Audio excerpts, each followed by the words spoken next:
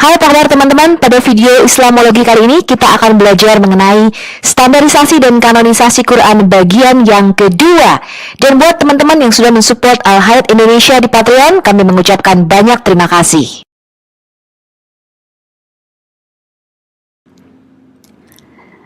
Apologetika memberi pertanggungjawaban terhadap iman kita. Iman itu bukan waktu yang sebentar. Ya, bukan datang dengan pewahyuan atau tiba-tiba. Tetapi Anda harus belajar, teman-teman. 2 Timotius 2 ayat 15 mengatakan, "Study to show thyself approved unto God, a workman that needed not to be ashamed, rightly dividing the word of truth." Belajarlah untuk menunjukkan bahwa dirimu pantas diakui oleh Tuhan, seorang pekerja yang tidak perlu merasa malu dan dapat dengan tepat membedakan firman kebenaran. Nah, ini yang penting, teman-teman. Anda belajar apologetika itu bukan dengan cara semedi di dalam kamar atau gua selama 3 jam, kemudian Anda berharap ada wahyu yang turun dari Jibril. Itu bukan cara belajar, teman-teman. Belajar itu Anda membuka semua buku. Anda buka Alkitab LAI, kemudian Anda compare dengan bahasa aslinya. Anda buka online interlinear Hebrew Bible, ya.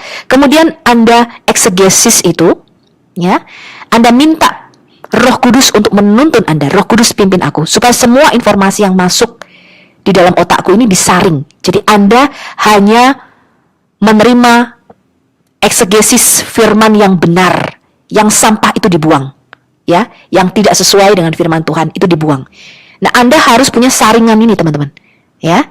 Nah, itulah caranya kita belajar, sama seperti ketika kita kuliah, teman-teman. Jadi kalau saya belajar itu bisa 6-8 jam hanya satu topik tertentu, dan itu semua buku-buku dibuka, kamus dibuka, Alkitab dibuka, bahasa asli dibuka, arkeologi dibuka, semua itu kita compile, teman-teman, ya. Jadi saya bisa melihat gambaran besarnya daripada firman Tuhan itu. Esra 7 ayat 10 mengatakan, "This was because Ezra had determined to study." Imam Ezra menjadi pengajar Taurat karena dia menekadkan dirinya. Dia menetapkan dirinya untuk belajar. "And obey the law of the Lord." Dan taat kepada firman atau Taurat Tuhan. "And to teach those decrees and regulations to the people of Israel." Dan mengajarkan ketetapan-ketetapan dan perintah-perintah hukum Taurat itu kepada orang Israel. Caranya bukan dengan semedi, teman-teman. Ya, dia bertekad untuk belajar, determined study. He studied it. Ya, Mazmur 119 ayat 15 sampai 16, "I will study your commandments." Bukan cuman kertasnya nanti Alkitab nih supaya cepet gue pinter nih belajarnya. Ya, Alkitab gue bakar deh, gue telan, gue minum. Biar firman Tuhannya masuk. Enggak, teman-teman. "I will study your commandments and reflect on your ways. I will delight in your decrees and not forget your word." Ya, jadi aku telah menetapkan diriku untuk belajar Taurat-Tauratmu ya Tuhan, dan merenungkannya. Dan aku akan bersuka cita di dalam perintah-perintahmu, dan aku tidak akan melupakan titah-titahmu atau firman-firmanmu. Sekarang kita melihat dulu perselisihan antara Ali bin Abi Thalib, mantu daripada Muhammad, suami Fatimah, anak perempuan daripada Muhammad, dengan khalifah pertama Abu Bakar. Jadi kita melihat dalam sejarah Islam sudah terjadi perebutan kekuasaan, ya, bahkan setelah Muhammad mati. Nah, ini sejarah yang sangat berbeda. Ternyata ada bau-bau politiknya di sini. Kita lihat dulu.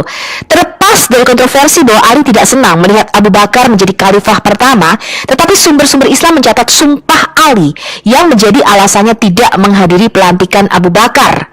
Ali berkata, "Aku melihat bahwa Al-Quran telah ditambahkan, sehingga aku bernasar, aku tidak akan menggunakan jubahku kecuali untuk sembahyang, hingga aku bisa mengumpulkan Al-Quran." Setelah berhasil menyusun mushafnya, Ali menunjukkannya kepada sahabat-sahabat Nabi, namun mereka menolaknya, sehingga Ali harus membawanya pulang kembali. Itulah pertama kali Al-Quran disusun, yang dikenal dengan mushaf Ali atau mushaf Fatimah istrinya. Jadi pada pengumpulan pertama saja sudah ada versi mushaf dari Abu Bakar yang berbeda dengan mushaf Fatimah. Sumbernya Anda bisa baca dari Ibn Sa'ad, Kitab Al-Tabakat Al-Kabir, volume 2, halaman 338, Ibn Abi Syaibah volume 6 halaman 148, Yaqubi Kitab Al-Tariq volume 2 halaman 135 dan 136, Ibn Abi Dawud Kitab Al-Masahif halaman 10, Ibn Al-Nadim Fihris halaman 30, Abu Hilal Al-Askari volume 1 halaman 219-220, Abu Buaim volume 1 halaman 67, Ibn Abdul Bar Al-Istiyab halaman 333 dan 334, Ibn Jusai volume 1 halaman 4, Ibn Abi Al-Hadid volume 1 halaman 27, As-Suyuti Al-Itqan fi Ulum Al-Quran volume 1 halaman 204 dan 248, Kulaini Al-Kafi volume 8 halaman 18, Sulaiman bin Qais Al-Hilali Kitab Sulaiman bin Qais halaman 72 dan 108, Basair Al-Darajat halaman 193, Kulaini Al-Kafi volume 2 halaman 633, Abu Mansur Al-Tabrisi volume 1 halaman 107, 255, 258, Ibn Syah Rashub Manaqib Al-Abi Talib volume 2 halaman 42. Sejarah pengumpulan Al-Quran versi Utsman dimulai oleh Umar yang mengusulkan kepada Abu Bakar yang menolak mushaf Al-Quran yang telah disusun oleh Ali dengan alasan banyaknya penghafal Quran yang mati ketika perang Yamamah. Ada di Sahih Al-Bukhari volume 6, buku 61, hadits nomor 509. Kemudian Abu Bakar sebagai khalifah memerintahkan sahabat-sahabat dan penghafal Quran untuk melakukan pengumpulan Quran. Ini ada di Sahih Bukhari volume 3 halaman 392-393, Sunan At-Tirmidzi volume 4 halaman 346-347, Abu Bakar Al-Marwasi Musnad Abi Bakar Al-Siddiq halaman 97, 99, 102 dan 104, Ibn Abi Dawud Kitab Al-Masahif halaman 6-7, 9 dan halaman 20, Ibn Al-Nadim Fihris halaman 27, Al-Khatib Al-Baghdadi Mudih Akhwam Al-Jam wa Itafrik volume 1 halaman 276, Baihaqi Dalail Al-Nubuwah volume 7 halaman 149-150.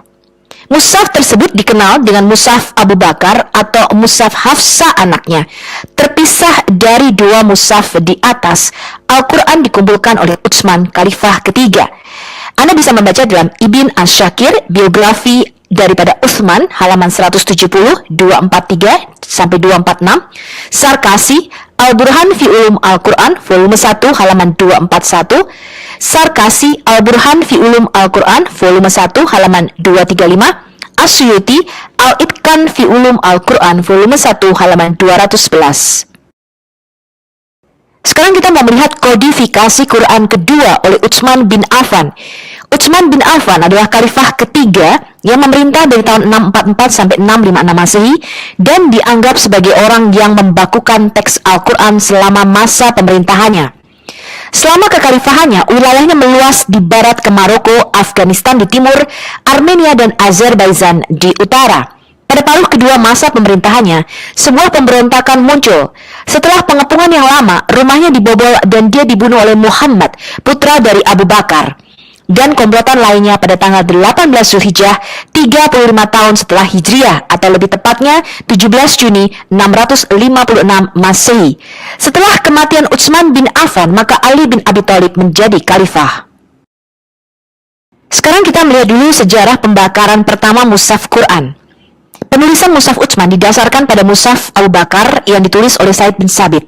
Sayangnya, mushaf tersebut sebagai sumber penulisan mushaf Utsman dimusnahkan setelah Hafsah meninggal dunia oleh Marwan ibn Al-Hakam dengan mengatakan, "Saya lakukan hal ini karena khawatir ketika zaman berlalu atau di kemudian hari manusia akan meragukan keadaan ini." Peristiwa ini menyebabkan kita tanda tanya. Yang pertama, apakah mushaf Abu Bakar atau Hafsah ini tidak lengkap sehingga harus dibakar dan dimusnahkan? Yang kedua, perubahan susunan penulisan dilakukan Said antara mushaf Abu Bakar dengan mushaf Utsman. Muslim senantiasa menyatakan bahwa Al-Quran yang sekarang adalah sama persis dengan apa yang diterima oleh Nabi Muhammad. Telah dihafalkan dengan sempurna oleh sangat banyak sahabat-sahabat Nabi Muhammad. Tidak pernah ada kesalahan dalam penulisannya, sangat cermat dalam penyusunannya. Benarkah demikian? Kenyataannya dari sumber-sumber Islam menyatakan Al-Quran memiliki 3 versi setidaknya. Mushaf Ali, Mushaf Abu Bakar, Mushaf Utsman. Antara ketiga versi tersebut dipastikan terdapat perbedaan pengurangan mushaf Ali oleh mushaf Abu Bakar, dan ada penambahan mushaf Abu Bakar oleh mushaf Utsman, sehingga dapat dipastikan antara mushaf Ali dengan mushaf Utsman sangat jauh perbedaannya. Apa yang sudah disampaikan adalah bobroknya moralitas pemimpin-pemimpin Islam, sehingga untuk kitab sucinya pun harus saling meniadakan, saling bakar-membakar. Moralitas bobrok ini terus dijaga demi klaim sesat kesempurnaan Al-Quran yang jelas-jelas mengandung banyak kesalahan dan perbedaan. Syiah yang meyakini mushaf Ali mengatakan setidaknya tercatat ada 219 ayat-ayat spesifik Quran yang dinyatakan palsu oleh Syiah. Bahkan kaum Syiah percaya bahwa Al-Quran yang dibawa oleh Jibril kepada Nabi Muhammad adalah sebanyak 17.000 ayat. Ini hampir 3 kali lebih tebal ketimbang Quran yang sekarang. Diambil dari tinjauan Ahlus Sunnah terhadap faham Syiah tentang Al-Quran dan hadis, Naman Hussein dan hadis Hisham bin Salim diriwayatkan dari Abi Abdillah. Sementara mushaf Utsman sendiri, seperti tulisan Taufik Adnan Amal dalam bukunya Rekonstruksi Sejarah Al-Quran halaman 204 mengatakan, salinan-salinan mushaf Utsmani yang diedarkan di sejumlah kota pada waktu itu dikirim ke beberapa provinsi dalam kenyataannya tidak sempurna secara absolut. Anda bisa membaca hal ini dari kitab Al-Masahif Ibn Abi Dawud. Ada berapa sih mushaf primer dan sekunder?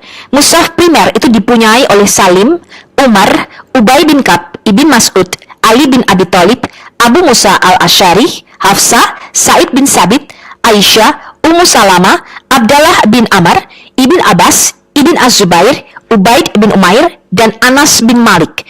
Sedangkan mushaf-mushaf sekunder itu dipegang oleh Al-Qamah bin Qais, Ar-Rabi bin Qutaim, Al-Harith bin Suwaid, Al-Aswad, Hitan, Tala bin Musarif, Al-Amash, Sa'id bin Jubair, Mujahid, Ikrimah, Atta bin Abi Rabah, Salih bin Kaisan, Jafar As-Sadiq. Dari Al-Qamah sampai Al-Amash didasarkan pada Kodeks Ibn Mas'ud. Adanya perbedaan dalam bacaan ini sebenarnya sudah ada sejak zaman Muhammad ya, cuman Muhammad membiarkan hal itu ya. Tetapi sejak zaman khalifah-khalifah perbedaan bacaan ini menjadi masalah. Mereka ingin menyatukan berbagai macam bacaan-bacaan Quran yang berbeda ini. Ya, jadi perbedaan bacaan ini bukan barang baru pada zaman Utsman. Sudah ada sejak zaman Khalifah Umar. Dan Khalifah Umar itu sudah mengantisipasi bahaya perbedaan ini sejak zaman pemerintahannya dengan mengutus Ibn Mas'ud pada waktu itu ke Irak. Setelah Umar diberitahukan bahwa dia mengajarkan Al-Quran dalam dialek Hudail. Dialek ini adalah sebagaimana Ibn Mas'ud mempelajarinya. Dan Umar ini tampaknya marah ya, atau tidak suka, naik pitam dia ya. Dalam salah satu kitab Islam ditulis sebagai berikut. Umar mengatakan Al-Quran telah diturunkan dalam dialek Quraisy, maka ajarkanlah menggunakan dialek Quraisy, bukan menggunakan dialek Hudail. Nah, jadi sudah terjadi bermacam-macam perbedaan bacaan dan khalifah-khalifah ini sudah mencoba menyatukannya. Kisah pengumpulan kedua ini umumnya diterima secara mayoritas. Kisahnya adalah sebagai berikut, dikutip dari Sahih Bukhari, volume 6, buku 61, nomor 510. Dikisahkan oleh Anas bin Malik, Hudzaifah bin Al-Yaman menghadap Utsman. Ia tengah memimpin pendudukan Syria dan Irak dalam suatu ekspedisi militer ke Armenia dan Azerbaijan. Hudzaifah merasa cemas oleh pertengkaran mereka, yaitu penduduk Syria dan Irak, tentang bacaan Al-Quran. Maka berkatalah Hudzaifah kepada Utsman, "Wahai Amir al-Mu'minin, selamatkanlah umat ini sebelum mereka bertikai tentang kitab Allah, sebagaimana yang telah terjadi pada umat Yahudi dan Nasrani pada masa lalu." Kemudian, Utsman mengirim utusan kepada Hafsah dengan pesan, "Kirimkanlah kepada kami suhuf yang ada di tanganmu, sehingga bisa diperbanyak serta disalin ke dalam mushaf-mushaf. Dan setelah itu akan dikembalikan kepadamu." Hafsah mengirim suhufnya kepada Utsman. Utsman kemudian memerintahkan Sa'id bin Sabit, Abdullah bin Az-Zubair, Sa'id bin Alas, dan Abdurrahman bin Harith bin Hisham untuk menulis ulang manuskrip dengan sempurna. Ini ada di Sahih Al-Bukhari, volume 6, halaman 479. Utsman berkata kepada ketiga orang Quraisy ini, "Jika kamu berbeda pendapat dengan Sa'id bin Thabit, Maka tulislah dalam dialek Quraisy, karena Quran diturunkan dalam dialek tersebut. Mereka melakukannya dan kemudian membuat beberapa kopi. Utsman mengembalikan mushaf asli kepada Hafsah. Mushaf-mushaf salinan yang ada kemudian dikirim Utsman ke setiap provinsi dengan perintah agar seluruh rekaman tertulis Al-Quran yang ada, baik dalam bentuk fragmen ataupun kodeks, dibakar habis. Jadi mushaf-mushaf selain yang dibakukan oleh Utsman itu dibakar habis.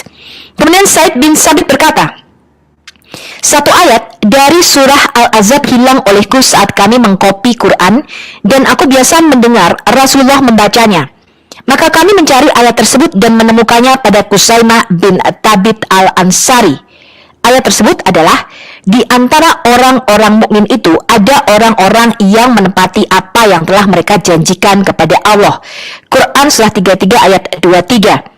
Ini ada di Sahih Al-Bukhari 4984, buku 66, hadis 6. Inggris referensinya volume 6, buku 61, hadis 507. Masalah perbedaan bacaan ini terus berlanjut. Hudzaifah bin Al-Yaman mengingatkan Khalifah pada tahun 25 Hijriah dan pada tahun itu juga Utsman menyelesaikan masalah perbedaan yang ada sampai tuntas dengan cara dia menyuruh mushaf-mushaf lainnya yang berbeda dengan mushaf yang dia standarisasi untuk dibakar, ya. Beliau mengumpulkan umat Islam dan menerangkan masalah perbedaan dalam bacaan Al-Quran sekaligus meminta pendapat mereka tentang bacaan dalam beberapa dialek. Walaupun beliau sadar bahwa beberapa orang akan menganggap bahwa dialek tertentu lebih unggul sesuai dengan afiliasi kesukuan. Ketika ditanya pendapatnya sendiri, Utsman menjawab sebagaimana diceritakan oleh Ali bin Abi Thalib, saya tahu bahwa kita ingin menyatukan manusia pada satu mushaf atau mushaf wahid. Oleh sebab itu, tidak akan ada perbedaan dan perselisihan. Dan kami menyatakan hal ini sebagai usulan yang sangat baik. Jadi dalam pembicaraan ini sebenarnya tidak ada perbedaan dialek, teman-teman. Tetapi para ulama sekarang ingin menafsirkan bahwa perbedaan bacaan itu adalah dialek. Kalau dialek ini nggak mungkin bisa diubah, karena dialek ini bicara mengenai lidah. Ya, jadi misalnya suku Madura, suku Sunda, suku Batak, suku Jawa, itu punya dialek tertentu, logatnya. Itu nggak mungkin bisa dibakar atau diubah. Ya, karena itu sudah turunan, teman-teman. Ya, misalnya suku tertentu, dia tidak bisa mengucapkan F. Ya, orang Arab itu nggak bisa mengucapkan P, teman-teman, B misalnya. Ya, mereka nggak bisa shampoo gitu ya, tapi jambu gitu. Nah, itu nggak bisa dirubah. Bagaimana cara mengubahnya? Perbedaan ini kalau kita melihat di dalam hadis adalah perbedaan kata, sehingga perbedaan kata ini menyebabkan perbedaan makna. Ya, jadi saya sudah membacakan kemarin salah satu riwayat di dalam hadis yang menyatakan Umar bin Khattab dan Hisham bertengkar mengenai masalah perbedaan bacaan ini sampai hampir saling mencekik gitu ya. Umar mau mencekik Hisham. Padahal Umar dan Hisham ini satu suku Quraisy. Ya. Dan anehnya, pada zaman Muhammad menyatakan, nggak apa-apa, bener kok. Jibril menurunkan dalam 7 bacaan, nggak apa-apa. Ya, memang beda-beda katanya. Tetapi para khalifah ini justru membuang bacaan-bacaan lainnya dan ingin membuatnya menjadi hanya satu bacaan saja. Ini aneh. Jadi para khalifah ini menentang, menentang kalau saya bilang, pewahyuan daripada Allah sendiri.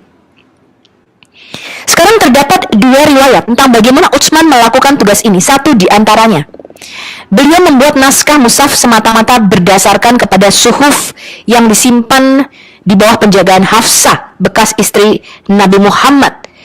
Riwayat kedua yang tidak begitu terkenal menyatakan Utsman lebih dahulu memberi wewenang pengumpulan mushaf dengan menggunakan banyak sumber. Jadi dia menyuruh Zaid bin Sabit sebelum membandingkannya dengan suhuf yang sudah ada. Kedua-dua versi riwayat ini sepaham bahwa suhuf yang ada pada Hafsah memainkan peranan penting dalam pembuatan mushaf Utsmani. Sekarang kita lihat laporan Ali bin Abi Thalib. Dilaporkan Ali berkata kepada Utsman, demi Allah, dia tidak bertindak atau melakukan apapun sehubungan dengan masahif atau manuskrip, kecuali berkonsultasi penuh dengan kami. Karena dia berkata, apa pendapatmu tentang qiraat atau bacaan ini? Telah dilaporkan kepada saya bahwa ada yang mengatakan bacaan saya lebih unggul daripada bacaanmu. Dan itu adalah penyimpangan kebenaran. Lalu kami bertanya kepadanya, apa pandanganmu tentang hal ini? Dia menjawab, pandangan saya adalah bahwa kita harus mempersatukan umat dalam satu teks atau mushaf wahid. Maka tidak akan ada lagi perpecahan atau perselisihan. Kami menjawab ide yang sangat bagus. Seseorang dari pertemuan di sana bertanya, siapa yang paling murni bahasa Arabnya di antara orang-orang dan bacaan siapa yang terbaik? Mereka mengatakan yang paling murni bahasa Arabnya di antara orang-orang itu adalah Sa'id ibn Alas. Dan pembaca terbaik di antara mereka adalah Sa'id bin Thabit. Dia, Utsman, berkata, biarlah dia menulis dan yang lain mendiktekan. Setelah itu mereka melakukan tugas mereka dan dia menyatukan orang-orang itu dalam satu teks. Ini ada di Ibn Abi Dawud, Kitab Al-Masahif halaman 22. Jadi Utsman saat menjabat khalifah meminjam suhuf dari Hafsah, kemudian menyalinya dan menjilidnya dalam satu buku Quran. Utsman membuat beberapa kopian, kemudian dikirim ke beberapa daerah Islam. Dan dia memerintahkan pembakaran semua salinan Quran lainnya yang berbeda dimanapun itu ditemukan. Sumbernya adalah di Al-Bukhari, volume 3, halaman 393-394, Sunan At-Tirmizi, volume 4, halaman 347-348, Abu Bakar Al-Marwasi, Musnad Abu Bakar Al-Siddiq, halaman 99 dan 101, Ibn Abi Dawud, Kitab Al-Masahif, halaman 18-21, Baihaqi, Dalail Al-Nubuwah, volume 7, halaman 15051, Abu Hilal Askari, Kitab Al-Awail, volume 1, halaman 218. Jadi kita lihat bahwa dari awal, Quran tidak dihafal secara keseluruhan, melainkan terpisah-pisah. Jika tidak, maka tugas Said akan sangat mudah. Dia hanya perlu memanggil 2 atau 3 orang untuk duduk di satu meja dan meminta mereka membacakan hafalan Qur'annya, lalu ditulislah semua yang dihafalkan mereka. Said bahkan membandingkan tugas ini seperti memindahkan gunung yang akan lebih mudah baginya.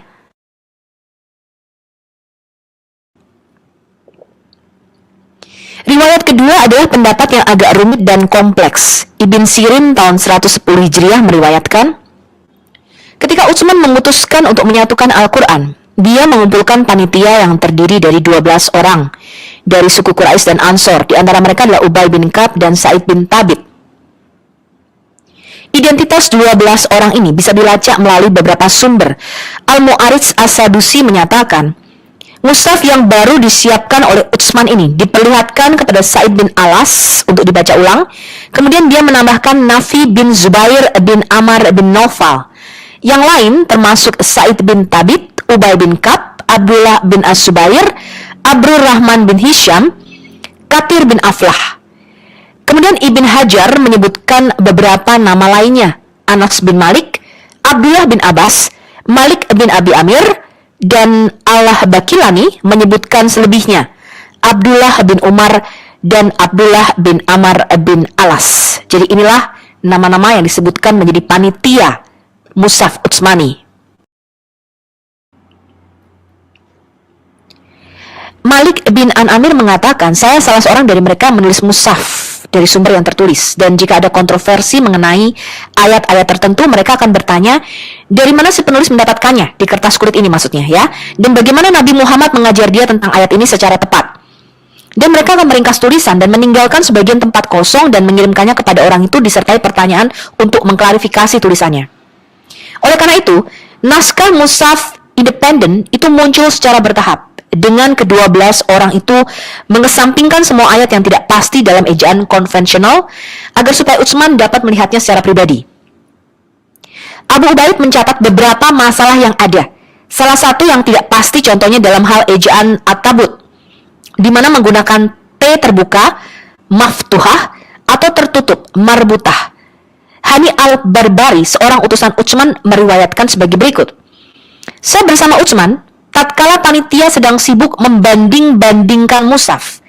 Dia mengutus saya agar menemui Ubay bin Ka'ab dengan tulang berikat kambing yang bertuliskan 3 kata yang berbeda dari 3 stiroh yang berbeda-beda, masing-masing dari surah 2 ayat 259, surah 30 ayat 30, dan surah 86 ayat 17. Memintanya agar mengecek kembali ejaan-ejaannya. Lalu Ubay menuliskannya dalam kurung dengan ejaan yang sudah diubah. Jadi kalau kita melihat teman-teman, susunan-susunan surah yang sekarang ini, yang campur aduk dan tidak kronologis ini, memang dibuat oleh sahabat-sahabat Nabi. Ya, jadi mereka mengumpulkan 5 ayat dari sini, 5 ayat dari sini, 10 ayat dari sini. Ya, kalau Anda lihat beberapa ayat, kemudian mereka mencoba mengkanonisasi ini berdasarkan ingat-ingatan mereka. Makanya kalau kita baca Quran, ini ayat selanjutnya dan ayat sesudahnya itu tampaknya nggak berhubungan, teman-teman. Ya, ayat sebelum dan sesudahnya itu nggak ada koneksi, ini terputus koneksinya. Sehingga kita itu bingung. Makanya harus dibantu dengan asbabun nuzul, ya, sebab-sebab turunnya ayat ini. Sebab kalau Anda baca itu, ini bukan merupakan satu cerita yang runtut, ya, dan bukan merupakan satu kesatuan cerita yang utuh. Selain Mushaf Hafsah, Utsman juga merujuk pada Mushaf Aisyah. Ketika Utsman hendak membuat salinan atau naskah resmi, dia meminta Aisyah agar mengirimkan kepadanya kertas kulit atau suhuf yang dibacakan oleh Nabi Muhammad yang disimpan di rumahnya. Kemudian dia menyuruh Said bin Thabit membetulkan sebagaimana mestinya. Pada waktu itu Utsman merasa sibuk dan ingin mencurahkan waktunya mengurus masyarakat dan membuat ketentuan hukum sesama mereka. Begitu juga dengan Ibn Usta. Ini tahun 360 Hijriah melaporkan di dalam Al-Masahif dalam penyelesaian masalah pembuatan naskah Al-Quran tersendiri dengan menggunakan sumber utama, Utsman mengutus seseorang ke rumah Aisyah agar mengambil suhuf. Dalam usaha ini beberapa kesalahan telah terjadi dalam mushaf yang kemudian ditasyih sebagaimana mestinya. Dan riwayat-riwayat ini kita tahu bahwa Utsman menyiapkan salinan mushaf independen berdasarkan secara keseluruhan pada sumber-sumber primer termasuk tulisan-tulisan sahabat ditambah dengan suhuf dari Aisyah. Umar bin Sabah meriwayatkan melalui Sawar bin Sabit melaporkan, saya masuk ke kelompok kecil untuk bertemu dengan Ibn Az-Zubair, lalu saya menanyakan kepadanya kenapa Utsman memusnahkan semua naskah kuno Al-Quran. Dia menjawab, pada zaman pemerintahan Umar ada pembual bicara yang telah mendekati khalifah memberitahukan kepadanya bahwa orang-orang telah berbeda dalam membaca Al-Quran. Umar menyelesaikan masalah ini dengan mengumpulkan semua salinan naskah Al-Quran dan menyamakan bacaan mereka. Ya, jadi penyatuan bacaan dalam mushaf wahid ini sudah sejak zaman Khalifah Umar. Ya, bahkan Abu Bakar kalau kita melihat sejarahnya. Tetapi menderita yang sangat fatal akibat tikaman maut sebelum beliau dapat melakukan upaya lebih lanjut. Jadi nggak selesai karena Umar ini sudah keburu dibunuh katanya. Ya. Kemudian pada zaman pemerintahan Utsman, orang yang sama datang untuk mengingatkannya masalah yang sama, yaitu perbedaan bacaan. Di mana kemudian Utsman memerintahkan untuk membuat mushaf tersendiri atau independen. Lalu dia mengutus saya menemui bekas istri Nabi Muhammad, Aisyah, agar mengambil kertas kulit atau suhuf yang Nabi Muhammad sendiri telah mendiktekan keseluruhan Al-Quran. Mushaf yang dikumpulkan secara independen ini kemudian dibandingkan dengan suhuf ini, dan setelah melakukan koreksi terhadap kesalahan-kesalahan yang ada, kemudian ia menyuruh agar semua salinan naskah Al-Quran lainnya dimusnahkan. Jadi ada dua naskah primer yang digunakan untuk membandingkan semua suhuf-suhuf atau mushaf-mushaf yang dikumpulkan, yaitu yang disimpan oleh Hafsah dan Aisyah. Ada berapa banyak salinan mushaf Utsmani yang dibuat dan kemudian dikirimkan ke provinsi-provinsi jajahannya pada waktu itu? Menurut beberapa laporan ada 4, Kufah, Basra, Suriah, dan satu lagi disimpan di Madinah. Riwayat lain menambahkan Mekah, Yaman, dan Bahrain. Adani lebih cenderung menerima laporan atau riwayat yang pertama. Profesor Sauki Daif percaya bahwa ada 8 naskah telah dibuat karena Utsman mengambil satu untuk dirinya sendiri. Untuk menguatkan pendapat ini, kita tahu bahwa Khalid bin Ilyas telah membuat perbandingan antara mushaf yang disimpan Utsman dan yang disediakan di Madinah. Oleh karena itu, 8 tempat untuk naskah mushaf ini kelihatannya lebih masuk akal. Kemudian Al-Yaqubi, seorang sejarawan Syiah, berkata bahwa Utsman mengirim mushaf ke Kufah, Basra, Madinah, Mekah, Mesir, Suriah, Bahrain, Yaman, dan Al-Jazirah. Kesemuanya itu adalah 9. Ini sebagai bukti bahwa selama proses penyiapan naskah mushaf ini, beberapa orang menulis beberapa naskah lagi untuk kegunaan mereka masing-masing. Jadi yang menulis bukan cuma satu. Lalu di manakah semua naskah Utsmani ini, teman-teman? Apakah Muslim masih mempunyainya? Tindakan Utsman membakar salinan Al-Quran ini tidaklah disetujui secara aklamasi oleh komunitas muslim awal. Berikut diberikan kutipan dari Abi Dawud. Abi Dawud, Kitab Al-Masahif dan At-Tabari, buku 1, bab 6, nomor 2952. Proses pembakaran terhadap salinan Quran yang ditulis oleh para saksi mata oleh Utsman ini tidaklah disetujui oleh komunitas muslim secara umum. Mereka menyatakan bahwa Utsman telah memusnahkan kitab Allah karena sesungguhnya Quran adalah dalam banyak bentuk dan Utsman telah memusnahkan semuanya kecuali satu. Laporan Umar bin Khattab dilaporkan sebagai contoh. Umar mencari ayat tertentu yang hanya diingatnya samar-samar. Namun dengan menyesal, akhirnya Umar menemukan bahwa orang yang menghafal ayat tersebut telah terbunuh dalam perang Yamamah, sehingga ayat tersebut hilang selamanya. Dia mengekspresikan rasa kehilangannya dengan mengucapkan Inna lillahi wa inna ilaihi raji'un, lalu memerintahkan untuk mengumpulkan Al-Quran, sehingga Umar adalah orang yang pertama yang mengumpulkan Al-Quran ke dalam mushaf. Sumbernya adalah Ibn Abi Dawud, Kitab Al-Masahif halaman 10, As-Suyuti, Al-Itqan fi Ulum Al-Quran volume 1 halaman 204. Jadi Umar menyatakan ada ayat-ayat yang hilang selamanya yang tidak diketahui karena sudah mati bersama dengan penghafalnya di dalam perang Yamamah. Kemudian Umar juga mengingat keberadaan ayat lain yang dikeluarkan dari Quran. Sumbernya adalah di Mabani halaman 99, Suyuti Al-Itqan fi Ulum Al-Quran volume 3 halaman 84, Ibn Abi Saibah volume 14 halaman 564. Ekspresi yang digunakan adalah fakatnah, artinya kita kehilangan ayat tersebut. Atau mungkin hilang, termasuk di dalamnya adalah ayat tentang kewajiban terhadap orang tua. Sumbernya adalah Abdul Ar-Razak volume 9 halaman 50, Ahmad bin Hambal volume 1 halaman 47 halaman 55, Ibn Abi Saibah volume 7 halaman 431, Bukhari volume 4 halaman 306, Ibn Salamah Al-Masik wal Mansuk halaman 22, Suyuti Al-Itqan fi Ulum Al-Quran volume 3 halaman 84, Sarkasi Al-Burhan fi Ulum Al-Quran volume 1 halaman 39 yang mengacu pada Abu Bakar. Ayat yang hilang antara lain adalah ayat tentang jihad. Sumbernya ada di Muhasibi, Faham Al-Quran Anwamani halaman 403, Mabani halaman 99, Suyuti Al-Itqan fi Ulum Al-Quran volume 3 halaman 84. Menurut laporan As-Suyuti, dikisahkan bahwa Umar bertanya kepada Abdullah Rahman bin Auf Al-Itqanah, apakah dia mengingat ayat berikut, berjuanglah seperti kalian berjuang untuk pertama kalinya. Ternyata ada ayat yang dilupakan ini, ya. Kemudian, klaim Umar tentang ayat kewajiban terhadap orang tua yang hilang, ini juga diperkuat oleh 3 orang lainnya yang memiliki otoritas dalam Quran, yaitu Said bin Sabit, Abdullah bin Abbas, dan Ubay bin Ka'ab.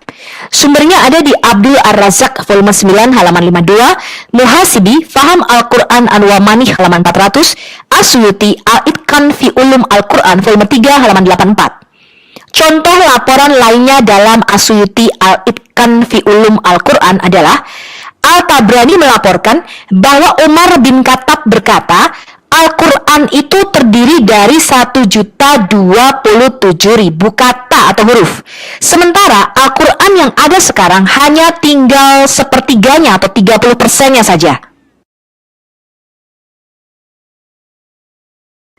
Kemudian ada ayat lainnya yang hilang menurut Umar, yaitu ayat tentang rajam sebagai hukuman bagi pezina.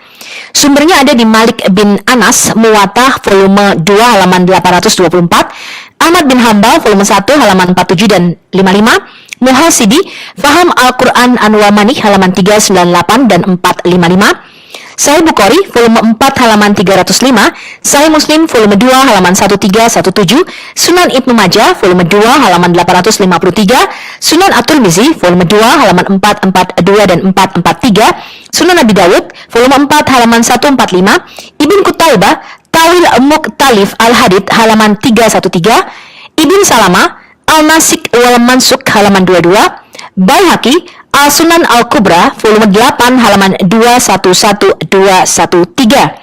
Seperti dikutip dari Sahih Bukhari volume 8 hadis 817 halaman 539 sampai 540 buku 82. Dan di antara yang dinyatakan Allah adalah ayat-ayat tentang rajam. Dan kami telah menghafalkan dan mengerti ayat-ayat tersebut. Rasulullah melakukan hukum rajam ini, begitu juga dengan kami. Saya khawatir bahwa setelah waktu yang lama berlalu, seseorang akan berkata, demi Allah, kami tidak menemukan ayat-ayat rajam dalam kitab Allah. Tetapi Umar tidak dapat meyakinkan sahabat-sahabatnya untuk memasukkan ayat rajam ini ke dalam Quran. Sebab tidak ada orang yang menyokong pendapatnya, sehingga persyaratan minimal kesaksian 2 orang tidak terpenuhi. Jadi mungkin sahabat-sahabatnya mengira pada waktu itu nih hukuman ini paling kejam ya. Mereka melihat orang dirajam itu kejam sekali. Jadi mereka mengatakan, aduh aku udah lupa nih, gue udah gak inget lagi nih ayat-ayat rajam ya. Jadi mereka sepakat untuk tidak memasukkan ayat rajam ini. Namun walaupun demikian, hukuman rajam sampai sekarang masih diberlakukan oleh muslim, walaupun ayat ini hilang dari Quran, yang gak ada di dalam Quran. Sumbernya adalah di Asyuti, Al-Itqan fi Ulum Al-Quran, volume 1 halaman 206. Namun, beberapa sahabat Nabi itu kemudian mengingat keberadaan ayat rajam ini, termasuk Aisyah. Sumbernya ada di Ahmad bin Hanbal, volume 5, halaman 183. Mengutip Said bin Thabit dan Said Alas Abdul Ar-Razak, Asyuti Al-Itqan fi Ulum Al-Quran, volume 3, halaman 82 dan 86. Kemudian Asyuti Al-Dur Al-Mantur, volume 5, halaman 180, mengutip Ubay bin Ka'ab dan Ikrimah. Menurut laporan Asyuti dalam Al-Itqan fi Ulum Al-Quran, ayat rajam ini dilaporkan ada di dalam Mushaf Ubay bin Ka'ab dan ditempatkan di dalam surah Al-Ahzab atau surah 33. Bunyi ayat ini adalah, apabila seorang laki-laki dewasa dan seorang perempuan dewasa berzina, maka rajamlah keduanya. Itulah kepastian hukum dari Allah, ya. Dan Allah Maha Kuasa lagi bijaksana. Kenapa ayat ini dihilangkan oleh mereka, teman-teman? Apa mungkin kebanyakan dari mereka berzina ya, sehingga mereka takut kalau ayat ini diturunkan di dalam Quran bisa dihukum rajam itu mereka rame-rame ya. Sekarang kita lihat laporan Aisyah. Aisyah melaporkan bahwa ada satu lembaran yang berisi 2 ayat, termasuk ayat-ayat rajam, ditulis dalam lembaran yang disimpan di bawah tempat tidurnya. Sayang pada waktu pemakaman Nabi Muhammad Sallallahu Alaihi Wasallam, seekor binatang jina atau dajin memakannya hingga musnah. Nah, disebutkan dalam bahasa Arab, dajin ini bisa berarti hewan seperti kambing, domba, ataupun unggas katanya ya. Tapi kebanyakan sepakat ini kayaknya kambing nih ya. Nah, sumbernya ada di Ibrahim bin Ishaq al-Harbis, Garib al-Hadith menyebutkan syal yang berarti domba. Kemudian Samaksari, Al-Kasaf, volume 3, halaman 518. Kemudian Sulaiman bin Qais Al-Hilali, Kitab Sulaiman bin Qais, halaman 108. Kemudian Al-Fadl bin Sadan Al-Ida, halaman 211. Kemudian Abdul Al-Jalil Al-Kaswini, halaman 133. Jadi ada banyak sumber-sumber yang menyebutkan ayat-ayat rajam dan menyusui orang dewasa ini dimakan kambing ya teman-teman ya. Nah, peristiwa hilangnya ayat-ayat Al-Quran akibat dimakan binatang kambing ini sungguh menggelikan, menyedihkan ya, dan membuktikan bahwa Allah Subhanahu wa Ta'ala adalah pembohong karena tidak bisa memenuhi apa yang Dia janjikan dalam ayat berikut. Quran surah 15 ayat 9. Sesungguhnya kamilah yang menurunkan Al-Quran dan sesungguhnya kami benar-benar memeliharanya. Peristiwa ini terjadi saat rumah sedang sibuk dengan pemakaman Nabi Muhammad Sallallahu Alaihi Wasallam. Nah, yang saya herankan ya teman-teman ya, sekalipun itu kertasnya dimakan sama kambing, atau mungkin cuma Aisyah aja nih yang punya ayat rajam dan ayat menyusui dewasa. Saya nggak tahu kenapa sahabat lainnya nggak punya ayat ini ya. Tapi kan kalau mereka hafal ayat-ayatnya, tinggal ditulis lagi dong, karena mereka sudah hafal, kan ada di dalam ingatan dan di dalam dada mereka katanya. Ya, jadi biarpun kertasnya dimakan kambing, mereka kan tetap ingat. Masa otaknya dimakan kambing gitu ya, kecuali dia punya otak dimakan sama kambing ya kan. Nah sumber-sumber ini Anda juga bisa baca di dalam Ahmad bin Hanbal volume 4 halaman 269, Sunan Ibnu Majah volume 1 halaman 626, Ibn Qutaibah Tawil halaman 310, Syafi'i Kitab Al-Um ya volume 5 halaman 23, volume 7 halaman 208. Laporan Ibn Majah. Menurut laporan dari Ibn Majah menceritakan bahwa Aisyah berkata, Ayat al-rida'ah, ayat menyusui dewasa ya, sebanyak 10 kali telah diturunkan oleh Allah Subhanahu wa taala dan ditulis dalam mushaf di bawah kasurku. Tetapi manakala wafatnya Nabi Muhammad Rasulullah ya, kami sibuk dengan pemakamannya, maka ayat-ayat tersebut hilang. Kemudian satu contoh adalah laporan dari Asyuti dalam Al-Itqan fi Ulum Al-Quran sebagai berikut.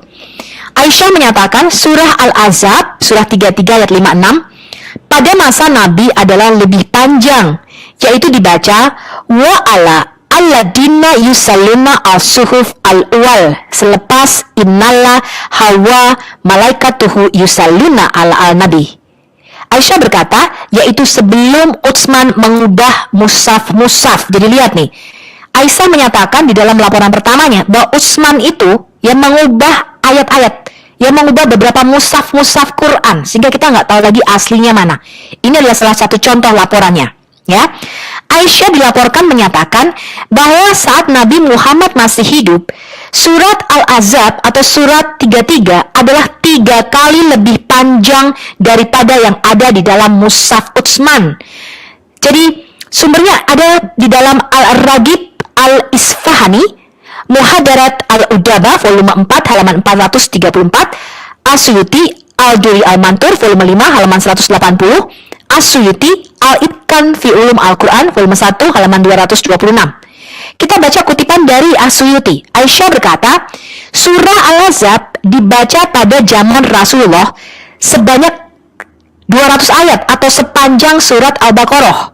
Tetapi pada masa Utsman menulis mushaf, surah tersebut hilang, tinggal 73 ayat saja. Laporan Anas bin Malik. Anas bin Malik mengingat satu ayat yang turun saat beberapa muslim terbunuh dalam perang, tetapi kemudian hilang. Sumbernya ada di Muhasibi, Faham Al-Quran An-Wamani halaman 399, At-Tabari Jami Al-Bayan volume 2 halaman 479. Ayat yang diingat Anas bin Malik adalah, sampaikanlah kepada kaum kami bahwa kami telah bertemu Tuhan kami, dan dia ridho kepada kami serta kami pun ridho kepadanya. Laporan Abdullah ibn Umar. Abdullah ibn Umar menyatakan banyak bagian Quran yang telah hilang. Sumbernya ada di Asyuti Al-Itqan fi Ulum Al-Quran volume 3 halaman 8182. Yang dikatakan oleh Abdullah ibn Umar adalah, sungguh seorang di antara kamu akan berkata, saya telah mendapatkan Al-Quran yang lengkap, dan dia tidak mengetahui jumlah total keseluruhannya. Sesungguhnya banyak bagian Al-Quran yang telah hilang, dan karena itu seharusnya dia berkata, saya telah mendapatkan apa yang masih sisa yang ada sekarang. Jadi banyak dari bagian Al-Quran yang diturunkan yang hanya diketahui oleh mereka yang meninggal pada hari perang Yamamah katanya. Tetapi mereka tidak diketahui, atau ayat-ayat ini tidak diketahui oleh mereka yang selamat, juga tidak ditulis, juga tidak diketahui oleh Abu Bakar, Umar, atau Utsman pada saat mengumpulkan Al-Quran, dan juga tidak ditemukan bahkan dengan satu orang pun setelah mereka. Ini ada di Ibn Abi Dawud, Kitab Al-Masahif halaman 23.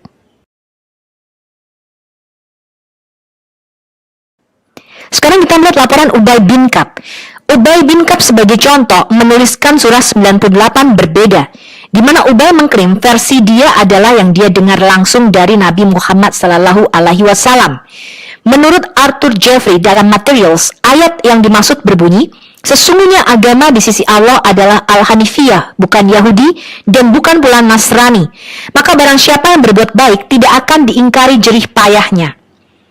Nah, perbedaan Quran surah 3 Ali Imran ayat 19 di dalam Mushaf Ibn Mas'ud juga mencatat, Inna dinna inda lalil hanifiyah. Dan hal ini berbeda dengan Razam Usmani yang mengatakan Inna dinna inda lalil Islam. Ini ada di dalam Al-Masahif Ibn Abi Dawud. Jadi pada zaman Utsman, kata-kata ini diubah menjadi agama yang diridhoi adalah Islam. Padahal Ubay bin Ka'ab dan Ibn Mas'ud mencatat agama yang diridhoi adalah Al-Hanifiyah, agama yang lurus. Ubay juga berpendapat bahwa surah 33, surah Al-Ahzab, seharusnya lebih panjang sama seperti Aisyah, ya 3 kalinya dari yang ada sekarang. Di mana yang dia yakin ingat adalah ayat-ayat rajam yang tidak tertulis dalam Mushaf Utsmani. Ini hilang. Sumbernya adalah di Ahmad bin Hanbal volume 5 halaman 132. Muhasibi, Faham Al-Quran An-Wamani halaman 405. Baihaqi, Al-Sunan Al-Kubra, volume 8 halaman 211. Al-Hakim Al-Naisaburi, Al-Mustadrak, volume 2 halaman 415. As-Suyuti, Al-Itqan fi Ulum Al-Quran, volume 3 halaman 82. Klaim yang sama tentang jumlah ayat surah 33 dan keberadaan ayat-ayat rajam ini juga diutarakan oleh Umar dan Ikrimah dalam As-Suyuti Al-Duri Al-Mantur, volume 5 halaman 180.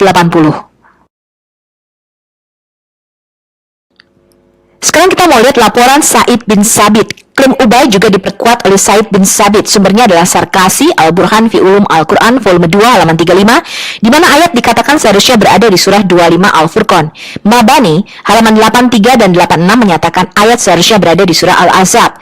As-Suyuti dalam Al-Itqan bahkan melaporkan Said bin Sabit mengerti ayat ini. Said bin Sabit dan Said bin Alas sedang menuliskan mushaf. Saat mereka sampai pada ayat ini, Said berkata, "Aku mendengar Rasulullah Shallallahu Alaihi Wasallam berkata, lelaki dewasa dan perempuan dewasa yang berzina, rajamlah mereka sebagai hukuman." Umar kemudian berkata, ketika ayat diturunkan, aku menemui Rasulullah Shallallahu Alaihi Wasallam dan berkata, akankah aku tulis ayat ini? Tetapi Rasulullah terlihat ragu-ragu. Inilah sebabnya mengapa ayat-ayat rajam sampai sekarang tidak ada di dalam Al-Quran. Kemungkinan besar juga hal ini untuk melindungi Aisyah, karena Aisyah pernah dituduh kedapatan berselingkuh, teman-teman.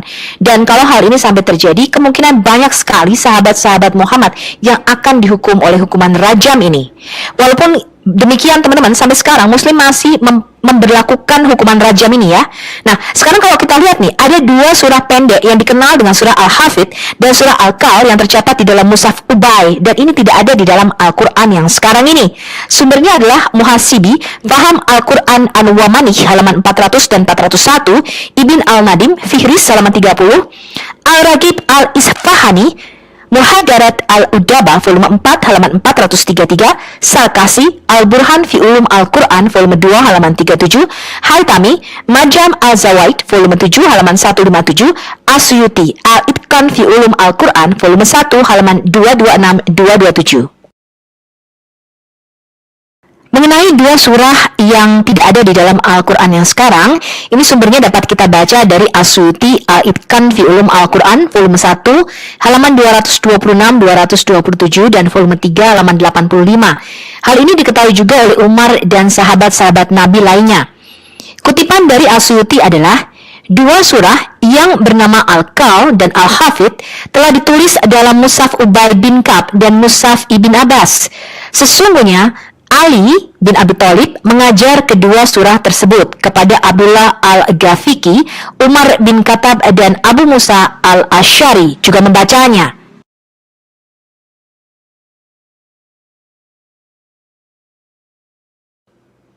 Laporan Hudzaifah. Kesaksian juga diperkuat oleh Hudzaifah bin Al-Yaman yang menemukan sekitar 70 ayat yang tidak tercantum dalam Mushaf Utsmani, ayat-ayat yang biasa dibacanya saat Nabi Muhammad masih hidup. Sumbernya ada di As-Suyuti Al-Duri Al-Mantur, volume 5 halaman 180, mengutip dari Imam Bukhari kitab At-Tahrik. Hudzaifah juga meyakini bahwa surah 9, surah Al-Bara'at atau surah At-Taubah dalam Mushaf Utsman hanyalah seperempat dari yang biasa dibacanya saat Nabi Muhammad masih hidup. Sumbernya ada di Al-Hakim Al-Naisaburi, Al-Mustadrak, volume 2, halaman 331, Haytami, Majam Al-Zawaid, volume 7, halaman 28-29, As-Suyuti, Al-Itqan fi Ulum Al-Quran, volume 3, halaman 84. Kutipan dari Al-Mustadrak, menurut Hudzaifah, Muslim membaca hanya seperempat dari surah At-Taubah, yang berarti sebagian besar dari ayat-ayatnya telah hilang. Pendapat ini diperkuat oleh ahli hukum terkenal abad 2 Hijriyah, yaitu Malik bin Anas, pendiri sekolah hukum Islam Maliki. Sumbernya ada di Sarkasi, Al-Burhan fi Ulum Al-Quran, volume 1 halaman 263, dan As-Suyuti Al-Itqan fi Ulum Al-Quran, volume 1 halaman 226. Dilaporkan juga bahwa surah ke-15 Al-Hijr dan ke-24 An-Nur seharusnya lebih panjang dari yang tercantum dalam Mushaf Utsman. Sumbernya ada di Sulaiman bin Qais Al-Hilali, Kitab Sulaiman bin Qais halaman 108, Abu Mansur Al-Tabrisi Al-Intijaj volume 1 halaman 222-286, Sarkasi Al-Burhan fi Ulum Al-Quran volume 2 halaman 35. Laporan Abu Musa Al-Azhari. Abu Musa Al-Azhari mengingat keberadaan dua surah yang panjang, di mana hanya satu ayat dari dua surah itu yang dia masih ingat. Namun dua surah itu tidak ada di dalam Mushaf Utsman. Sumbernya, Sahih Muslim volume 2 halaman 726, Muhasibi Faham Al-Quran Anwamani halaman 405, Abu Nuaim Hilyat Al-Awliyah volume 1 halaman 257, Baihaqi Dalai volume 7 halaman 156, As-Suyuti Al-Itqan fi Ulum Al-Quran volume 3 halaman 83. Satu ayat yang diingat oleh Abu Musa dalam sebuah surah yang panjangnya menyerupai surah Al-Musabbihat atau surah 57, 59, 61, 62, dan 64 menurut Imam Muslim adalah: Hai orang-orang beriman, mengapa kalian katakan apa yang tidak kalian lakukan? Maka dituliskan sebuah kesaksian di leher-lehermu dan kalian akan ditanyai tentangnya di hari kebangkitan. Satu dari dua ayat yang dia ingat adalah jika anak Adam memiliki dua timbunan emas, dia akan mencari yang ketiga. Juga dikutip oleh sahabat-sahabat Nabi Muhammad yaitu Ubay. Dalam Mushaf Ubay, ayat ini ditempatkan di Quran surah 10 di antara ayat 24 dan ayat 25. Sumbernya adalah Ahmad bin Hambal, volume 5, halaman 131-132, Muhasibi Faham Al-Quran Anwamani, halaman 400-401, Sunan At-Tirmidzi, volume 5, halaman 370, Al-Hakim Al-Maisaburi Al-Mustadrak, volume 2, halaman 224, juga oleh Ibn Mas'ud. Sumbernya adalah Al-Raqib Al-Isfahani, Muhadarat Al-Udaba, volume 4, halaman 433. Laporan Ibn Abbas, Maslama bin Mukalat Al-Ansori, Ibn Mas'ud, Ali bin Abi Thalib, Ibn Al-Nadim, dan lainnya menyatakan demikian. Hal yang paling ironis adalah kesalahan mushaf itu ternyata diketahui juga oleh Utsman. Laporannya adalah sebagai berikut.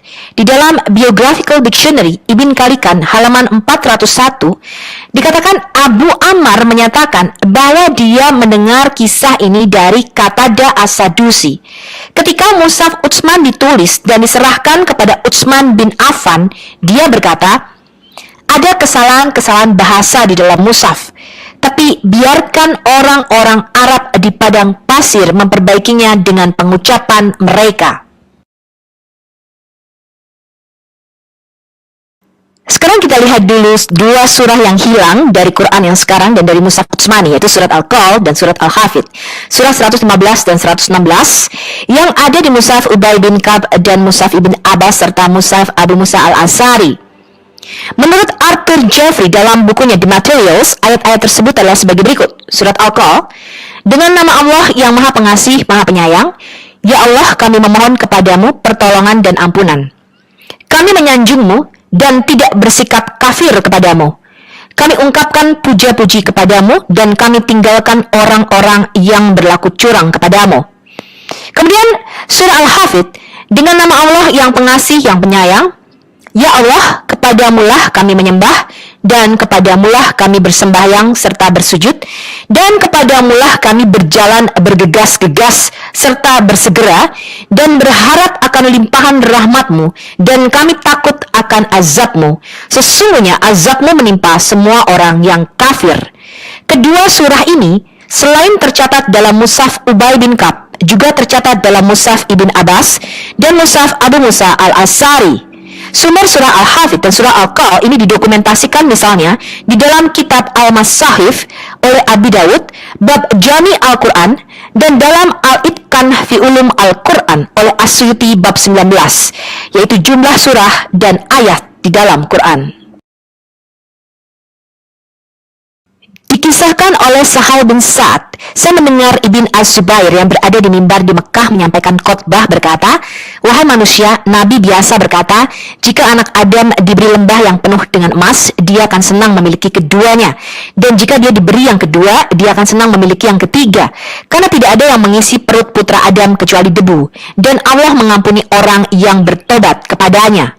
Ubay berkata, kami menganggap ini sebagai perkataan dari Al-Quran hingga surah dimulai dengan bermegah-megahan untuk menumpuk hal-hal duniawi mengalihkanmu, yaitu Quran surah 102 ayat 1 diturunkan.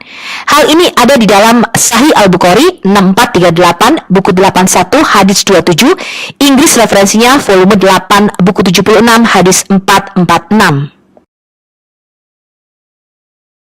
Kita membaca lagi laporan Ibn Abbas. Ibn Abbas juga melaporkan adanya ayat tentang anak Adam. Sumbernya dari Asyuti Al-Itqan fi Ulum Al-Quran, volume 1, halaman 227. Dikutip dari Sahih Muslim nomor 2285. Ibn Abbas melaporkan bahwa Rasulullah berkata, jika anak Adam memiliki timbunan kekayaan, dia akan mencari yang berikutnya dan tidak akan merasa kenyang kecuali dengan debu. Jadi ayat ini hilang di dalam Quran yang sekarang. Laporan Maslama bin Mukalat Al-Ansari. Maslama bin Mukalat Al-Ansari menyebutkan dua ayat lagi yang tidak terdapat dalam Mushaf Utsman. Sumbernya adalah Asyuti Al-Itqan fi Ulum Al-Quran volume 3 halaman 84. Ayat yang dimaksud ini berbunyi, 1. Sesungguhnya orang-orang yang beriman dan berhijrah serta berjuang di jalan Allah dengan harta dan jiwa mereka, maka bergembiralah kamu, karena sesungguhnya kamu adalah orang-orang yang beruntung. 2. Dan orang-orang yang memberi tempat kediaman dan membantu serta berperang bersama mereka melawan kaum yang dikutuk Tuhan, maka tak satu jiwa pun yang mengetahui apa yang disimpankan untuk mereka dari berbagai hal yang menyenangkan pandangan mata sebagai balasan terhadap apa yang mereka lakukan. Dan Aisyah melengkapi dengan ayat yang ketiga. Jadi 3 ayat ini hilang dari Quran yang sekarang. Sumbernya di Abdul Ar-Razzaq volume 7 halaman 470, Ibn Majah Sunan volume 1 halaman 625-626. Kalau tadi kita melihat ada ayat atau surah yang hilang dari Quran yang ada sekarang, ini dicatat justru ada penambahan. Kita lihat nih, Ibn Mas'ud melaporkan dia tidak memasukkan surah pertama Al-Fatihah, surah 113 Al-Falaq, dan surah 114 An-Nas di dalam mushafnya. Sumbernya ada di dalam Ibn Abi Syaibah, volume 6, halaman 146-147, Ahmad bin Hanbal, volume 5, halaman 129-130, Ibn Qutaibah, Tawail Mushkil Al-Quran, halaman 3334, Ibn Al-Nadim, Firish, halaman 29, Bakilani, Al-Intisar, halaman 184, Al-Ragib Al-Isfahani, Muhadarat Al-Udaba, volume 4, halaman 434, Sarkashi, Al-Burhan fi Ulum Al-Quran, volume 1, halaman 251, volume 2, halaman 128, Haytami, Majam Al-Zawaid, volume 7, halaman 149-150, Asyuti, Al-Itqan fi Ulum Al-Quran, volume 1, halaman 224, 226, 270, dan 273. Menurut laporan Asyuti, Ibn Mas'ud menolak memasukkan surah pertama, surah 113, dan surah 114 karena surah-surah tersebut adalah doa-doa dan mantra untuk mengusir setan. Ada juga yang mengatakan bahwa surah pertama 113 dan 114 ini merupakan doa Muhammad untuk cucunya Hasan dan Hussein. Hal ini diperkuat dengan laporan dari Al-Razi, Al-Tabari, dan Ibn Hajar. Namun ada beberapa kata dan kalimat dalam Mushaf Ibn Mas'ud yang tidak terdapat dalam Mushaf Utsman.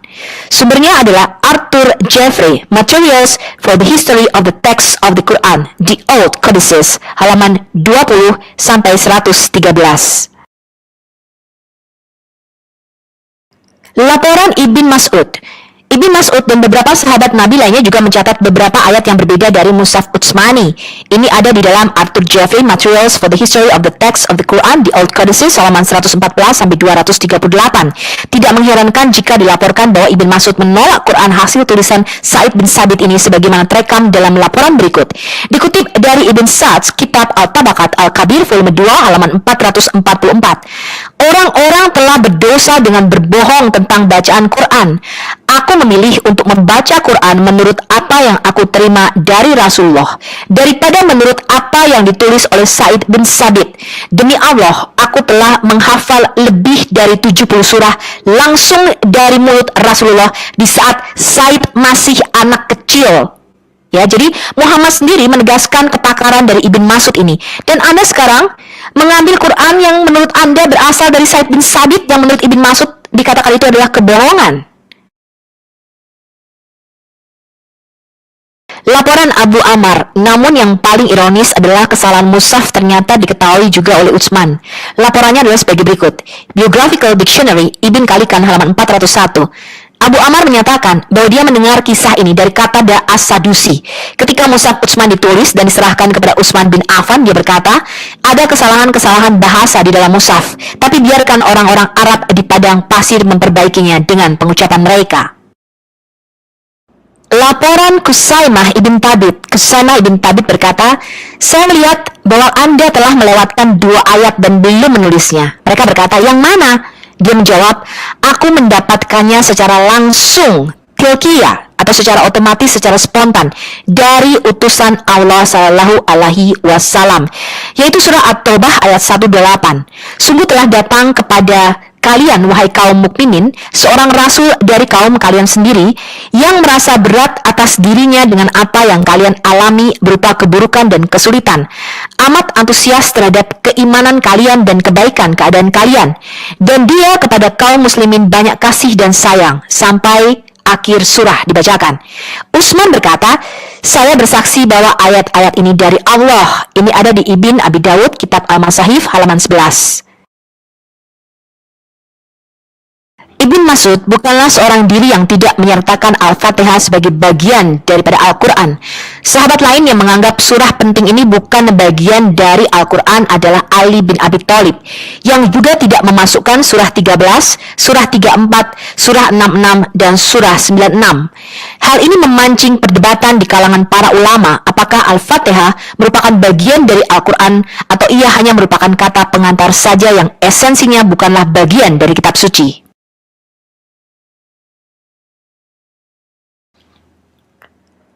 Laporan Abdullah bin Sarah. Salah satu juru tulis Muhammad adalah Abdullah ibn Sarah atau Abdullah bin Abu Sarah. Suatu kali Rasulullah tengah mendiktekan untuknya Quran surah Al-Mu'minun, Quran surah 23 ayat 12-14 tentang penciptaan manusia.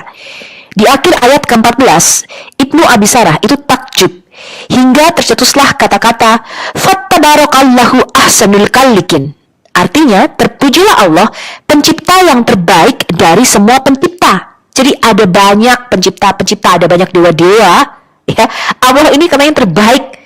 So blessed be God, the best of creators.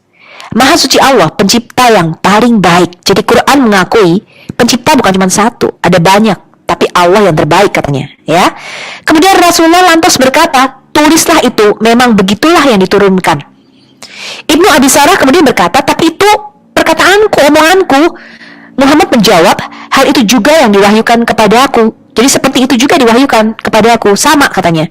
Maka Abdullah ibn Sarah berkata, kalau Muhammad adalah nabi yang diturunkan wahyu, maka aku juga nabi yang diturunkan wahyu.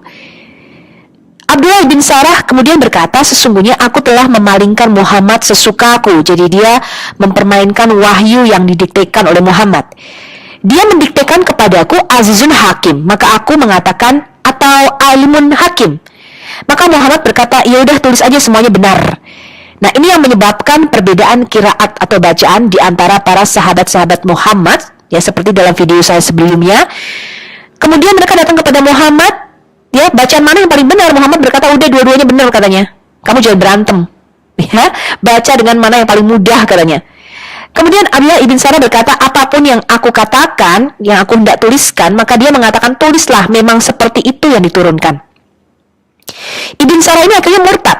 Jadi dia termasuk salah satu dari 10 orang yang Muhammad perintahkan untuk dibunuh pada hari Fathul Mekah. Fathul Mekah ini adalah hari di mana Muhammad menyerang Mekah dengan pasukan, ya, kemudian membersihkan Ka'bah dari 360 berhala. Itu kira-kira terjadi tahun 630 sampai 631 Masehi, 1 tahun sebelum Muhammad mati. Jadi dia naik haji berkeliling di Ka'bah, itu masih ada berhalanya di situ, ya.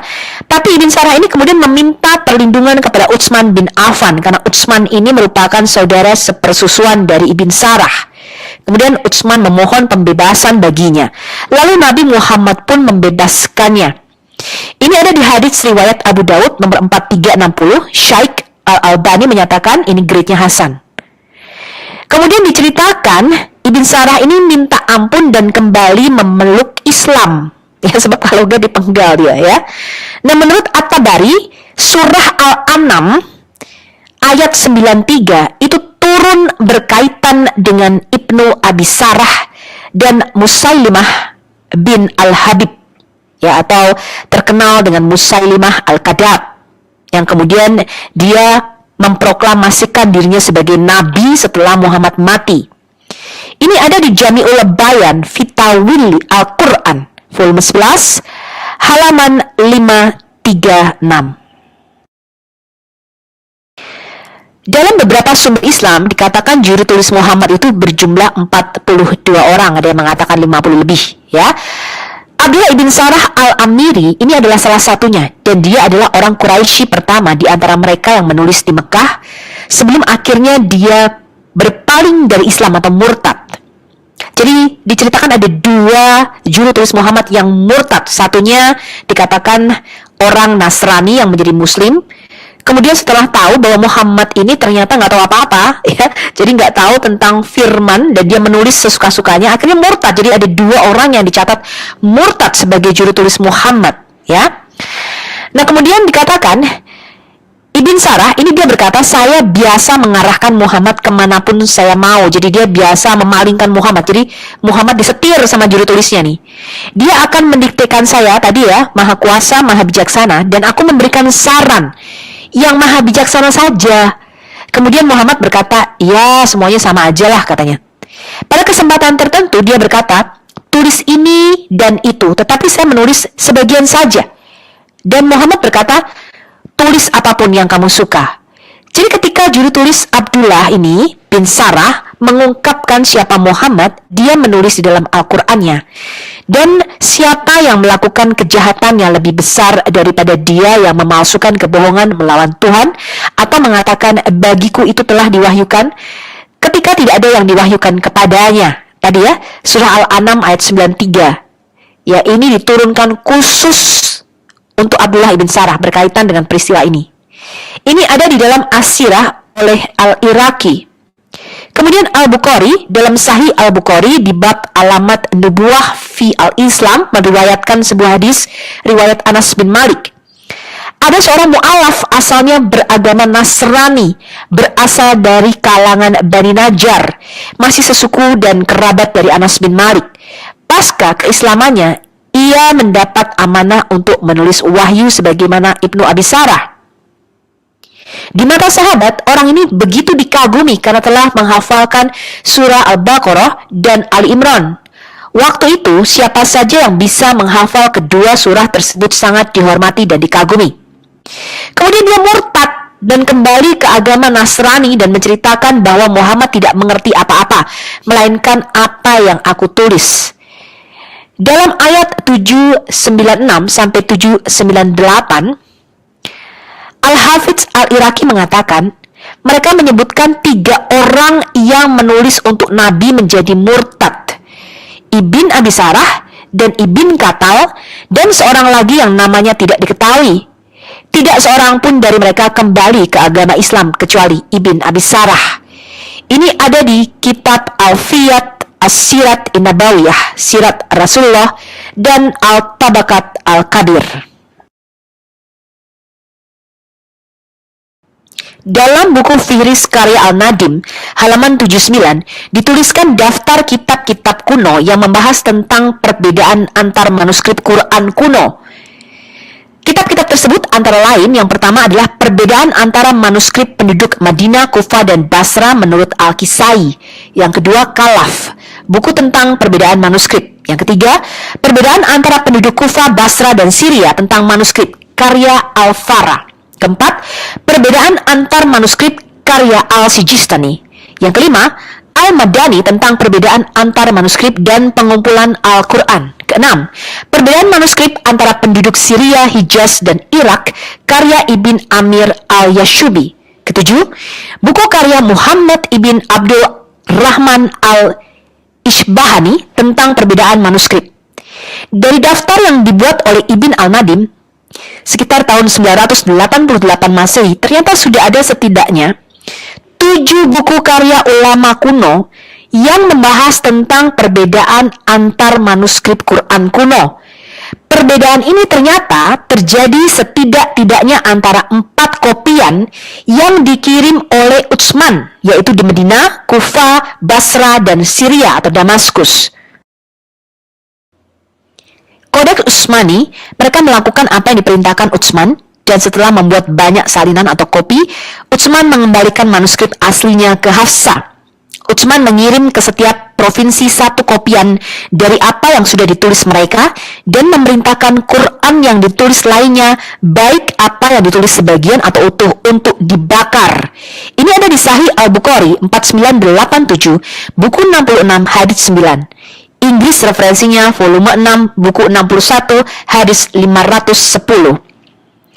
Utsmani Quran dibuat dalam dialek Quraisy dan dikirim ke 5 provinsi, Medina, Mekah, Basra, Kufa, dan 1 ke Damaskus. Di manakah sekarang manuskrip yang dikirim ke setiap provinsi ini?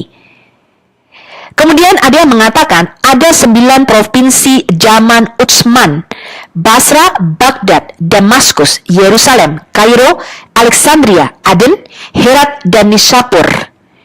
Apa otoritas Utsman bin Affan menyatukan bacaan Quran yang diturunkan oleh Jibril dalam 7 qiraat? Ada setidaknya 4 mushaf lain yang beredar selain mushaf Utsman, yaitu mushaf Ibn Mas'ud, mushaf Ubay bin Ka'ab, mushaf Ali bin Abi Thalib, dan mushaf Ibn Abbas. Naskah Arab yang digunakan pada abad ke-7, yaitu selama masa hidup Nabi Muhammad, terdiri dari simbol-simbol yang sangat mendasar yang hanya mengungkapkan struktur konsonan sebuah kata dan bahkan dengan banyak ambiguitas. Sementara hari ini huruf seperti ba, ta, ya mudah dibedakan berdasarkan titik atau tashkil atau harakatnya. Hal ini tidak terjadi pada masa awal dan semua huruf ini dulu ditulis dalam satu garis lurus. Ini ada di font Denver, Ulum Al-Quran, An Introduction to the Sciences of the Quran, halaman 57. Ketika semakin banyak muslim non-Arab dan juga banyak orang Arab yang bodoh mempelajari Al-Quran, pengucapan yang salah dan bacaan yang salah mulai meningkat.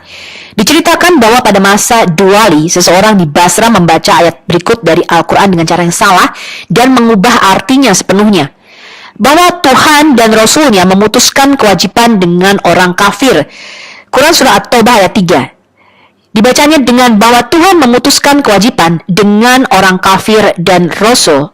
Kesalahan ini terjadi karena kesalahan membaca Rasulihi menggantikan Rasuluhu yang tidak dapat dibedakan dengan teks tertulis. Karena tidak ada tanda atau aksen yang menunjukkan pengucapan yang benar. Kecuali seseorang telah menghafal versi yang benar, dia dapat dengan mudah melakukan kesalahan seperti itu karena ketidaktahuan. Ini masih dalam bukunya Font Denver, Ulum Al-Quran, An Introduction to the Sciences of the Quran, halaman 58. Sarjana Islam mencatat bahwa setidaknya ada 50 sistem bacaan atau qiraat atau vokalisasi yang berbeda telah dikembangkan untuk Al-Quran versi Utsman.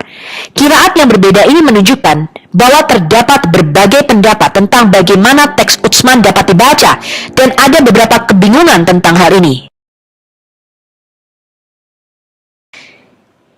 Jadi apa kesimpulan kita, teman-teman? Ternyata banyak ayat yang hilang, lupa, dan dibatalkan. Banyak ayat dari Quran yang diturunkan yang hanya diketahui oleh mereka yang meninggal dalam hari perang Yamama, tapi tidak diketahui oleh mereka yang selamat, dan belum juga ditulis sewaktu itu. Bahkan pada saat Abu Bakar, Umar, dan Utsman mengumpulkan Quran, tidak mereka temukan di satupun orang setelah itu. Jadi ayat-ayat yang hilang ini belum dihafalkan dan belum ditulis. Ya, dan itu banyak teman-teman, ya. Ibn Abi Daud di dalam kitab Al-Masahif halaman 23 sumbernya. Kemudian dilaporkan dari Ismail ibn Abraham, dari Ayub, dari Nafi, dari Ibn Umar yang berkata, janganlah ada di antara kamu yang mengatakan bahwa dia telah memperoleh seluruh Al-Quran. Karena bagaimana dia tahu seluruh Quran itu semuanya? Sebab banyak dari Al-Quran telah hilang. Jadi biarkan dia berkata, aku telah mendapatkan apa yang masih bisa diselamatkan.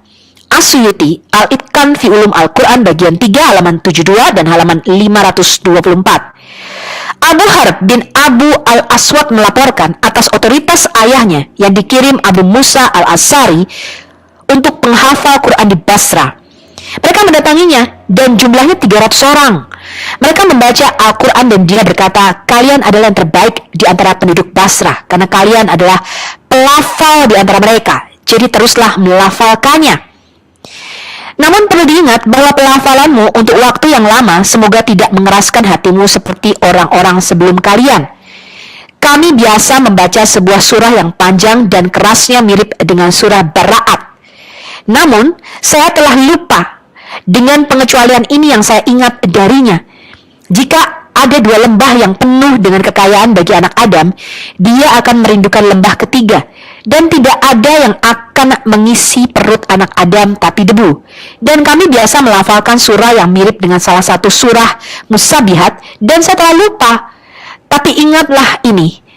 Wahai orang-orang yang beriman, mengapa kamu mengatakan apa yang tidak kamu amalkan? Dan yang dicatat di leher kamu sebagai saksi melawanmu dan kamu akan ditanyai tentang hal itu pada hari kebangkitan.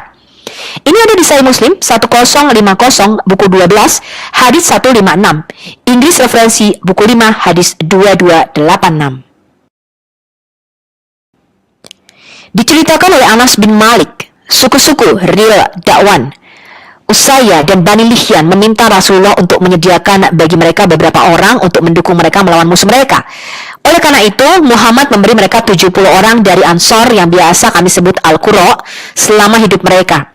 Mereka biasa mengumpulkan kayu pada siang hari dan berdoa pada malam hari.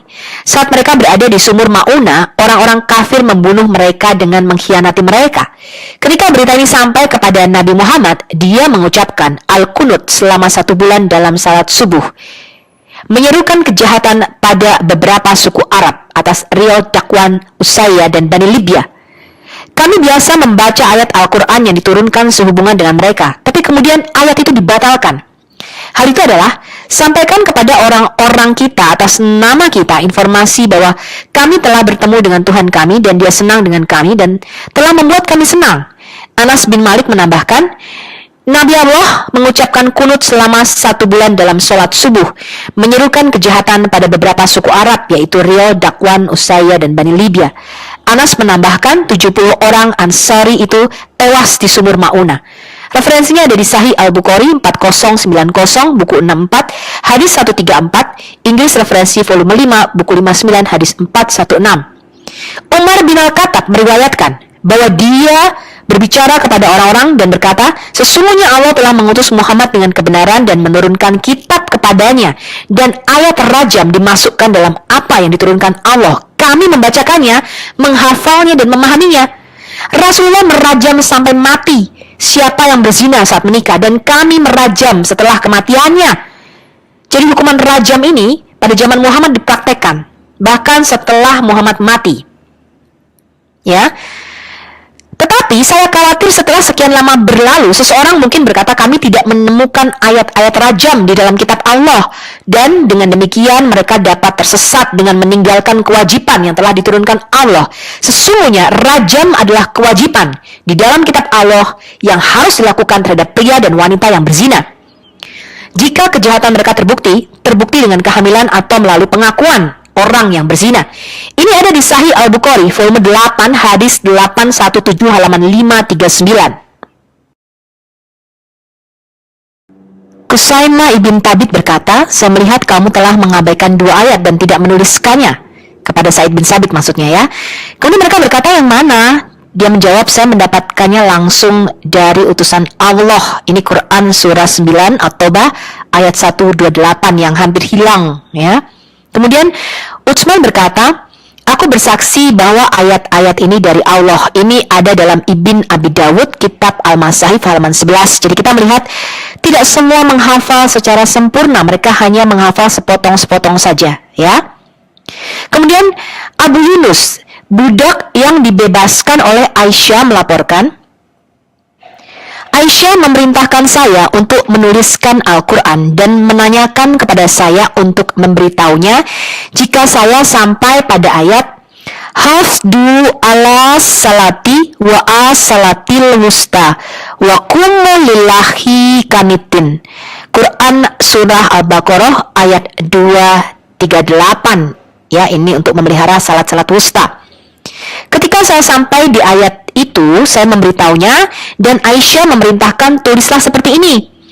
Hafidu ala salati wa as-salatil wusta wa salatil asri wa kumu lillahi kanitin. Dia menambahkan bahwa Aisyah itu mendengarnya demikian dari utusan Allah. Ya, ini ada dalam Muwatta Imam Malik halaman 64. Jadi dia tidak setuju dengan mushaf Utsman pada waktu itu. Aisyah mengatakan ini sebelum Utsman mengubah mushaf-mushaf ini, katanya, ya. Iya, ini adalah ayat favorit kaum Abdul. Sayangnya ayat ini dimakan sama kambing. Diriwayatkan bahwa Aisyah berkata, ayat rajam dan menyusui orang dewasa 10 kali telah diturunkan. Dan lembaran itu atau mushaf itu, suhufnya, ada bersama saya di bawah bantal. Ketika Muhammad Rasulullah wafat, kami disibukkan dengan kematiannya. Dan seekor dajin, ya, kemungkinan adalah seekor domba jinak, ini masuk dan memakannya. Catatan, ayat-ayat ini dibatalkan dalam bacaan tetapi tidak di dalam prakteknya. Jadi kalian masih harus mempraktekkan rajam dan menyusui orang dewasa ini, ya. Hadis lain menetapkan jumlah orang yang disusui itu menjadi 5 kali. Ya, tadinya 10 diturunin jadi 5. Ini ada di Sunan Ibnu Majah buku 9 hadis 2020, Inggris referensinya volume 3 buku 9 hadis 1944. Maka tidak heran jika Aisyah, istri kesayangan Nabi, berkata, pada masa Nabi, pasal dari surah Al-Ahzab biasanya terdiri dari 200 ayat jika dibaca, atau sepanjang surah Al-Baqarah. Ketika Utsman mengumpulkan salinan Al-Quran, dia tidak mendapatkan yang lebih banyak dari hanya ayat-ayat yang tercatat ini. Ini ada di dalam tafsir Ruh Al-Mani dan tafsir Al-Qurtubi. Ibn Abi Maryam melaporkan kepada kami dari Ibn Luhai, dari Abul Aswad, dari Urwa bin Az-Zubair, dari Aisyah yang berkata, surah Al-Ahzab biasa dibacakan pada zaman Nabi dengan 200 ayat. Tapi ketika Utsman mengumpulkannya dan membukukannya, tidak ditemukan lebih dari apa yang ada sekarang, 73 ayat. Wow, jadi berapa tuh ayat-ayat yang hilang? 100 lebih, 120 lebih, ya. Ismail bin Ibrahim dan Ismail bin Jafar menceritakan kepada kami dari Al-Mubarak bin Fadalah, dari Ashim bin Abi An-Nujud, dari Zir bin Hubais yang berkata, Ubay bin Ka'ab pernah berkata kepadaku, "Oh Zir, berapa ayat kau hitung atau kau baca di surah Al-Ahzab?" Kemudian dia menjawab 72 atau 73. Kemudian saya menjawabnya. Dia berkata, padahal dulunya itu sama dengan surah Al-Baqarah, yaitu 286 ayat. Jadi kesaksian Aisyah ini didukung oleh kesaksian Ubay bin Ka'ab. Ya, mereka sama-sama punya mushaf primer. Ya. Nah, ini ada di Asyuti Al-Itqan fi Ulum Al-Quran volume 2 halaman 33, halaman 19 sampai halaman 26. Lalu kita baca ternyata ada ayat Quran yang merupakan saran daripada orang buta. Diceritakan oleh Al-Bara, ada wahyu yang diungkapkan oleh Muhammad, dikatakan tidak sama antara orang-orang beriman yang duduk dalam kurung di rumah dan mereka yang berperang dan berjihad di jalan Allah. Ini adalah Al-Quran surah An-Nisa ayat 95. Kemudian Nabi berkata, panggil Zaid untukku dan biarkan dia membawa papan, tulisan, pot tinta, dan tulang belikat untuk pena. Kemudian Muhammad berkata, tulis ini. Tidak sama dengan orang-orang beriman yang duduk, dan seterusnya. Dan pada saat itu, Amr bin Umi Maktum, orang buta itu sedang duduk di belakang Nabi. Kemudian dia berkata, "Ya Rasulullah, apa perintahmu untuk saya sehubungan dengan ayat di atas karena saya orang buta?" Jadi, alih-alih ayat di atas yang diturunkan adalah ayat berikut. Tiba-tiba dirubah nih karena saran dari orang buta tadi katanya, ya kan? Tidak sama dengan orang-orang beriman yang duduk di rumah kecuali mereka yang cacat dan mereka yang berperang dan berjihad di jalan Allah. Quran surah 4 ayat 95. Kisah ini tercatat dalam Sahih Al-Bukhari volume 6 buku 61 hadis nomor 512, juga di Sahih Muslim buku 20 nomor 4676 dan 4677. Di sini kita melihat versi sebelumnya dari ayat surah 4 ayat 95 ini sedang diedit, kemudian ditambahkan kecuali mereka yang cacat. Jenis perubahan ini sering terjadi pada Al-Quran, sehingga orang Mekah menggunakannya sebagai alasan untuk menolak Muhammad. Karena dikatakan juga, kemudian Muhammad menurunkan ayat Quran surah 16 ayat 101, dikatakan, dan ketika kami Allah menukar ayat yang satu dengan ayat yang lain dan Tuhan tahu betul apa yang dia kirimkan, mereka orang Mekah berkata kepada Muhammad, kamu ini hanya mengada-ngada saja. Ya, ini tercatat dalam surah 16 ayat 101. Kemudian ada ayat lain juga nih yang hilang. Ibn Abbas melaporkan Rasulullah Shallallahu Alaihi Wasallam mengatakan, jika ada bagi putra Adam sebuah lembah yang penuh dengan kekayaan, dia akan rindu untuk memiliki yang lain seperti itu. Dan putra Adam tidak merasa puas dengan debu, dan Allah kembali kepadanya apa yang seharusnya kembali kepada Allah. Ibn Abbas berkata, saya tidak tahu apakah itu dari Al-Quran atau bukan.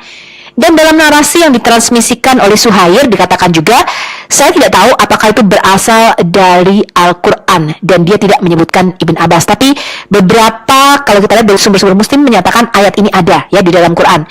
Ini ada di Sahih Muslim buku 5 nomor 2285. Dikisahkan oleh Ibrahim, para sahabat Abdullah bin Mas'ud datang ke Abu Darda, dan sebelum mereka tiba di rumahnya, dia mencari mereka dan kemudian menemukan mereka. Kemudian dia bertanya kepada mereka, siapa di antara kamu yang bisa membaca Al-Quran seperti Abdullah membacanya? Mereka menjawab, kita semua. Kemudian dia bertanya, siapa di antara kamu yang hafal? Mereka menunjuk kepada Alqamah. Kemudian dia bertanya kepada Alqamah, bagaimana kamu mendengar Abdullah bin Mas'ud membaca surat Al-Lail? Kemudian Alqamah membacakan oleh pria dan wanita Al-Quran surah 92 ayat 3. Kemudian Abu Darda berkata, aku bersaksi bahwa aku mendengar Nabi melafalkannya seperti itu juga. Tetapi orang-orang ini ingin aku membacanya, dan oleh dia yang menciptakan pria dan wanita, yaitu Al-Quran surah 92 ayat 3. Tapi demi Allah, aku tidak akan mengikuti mereka.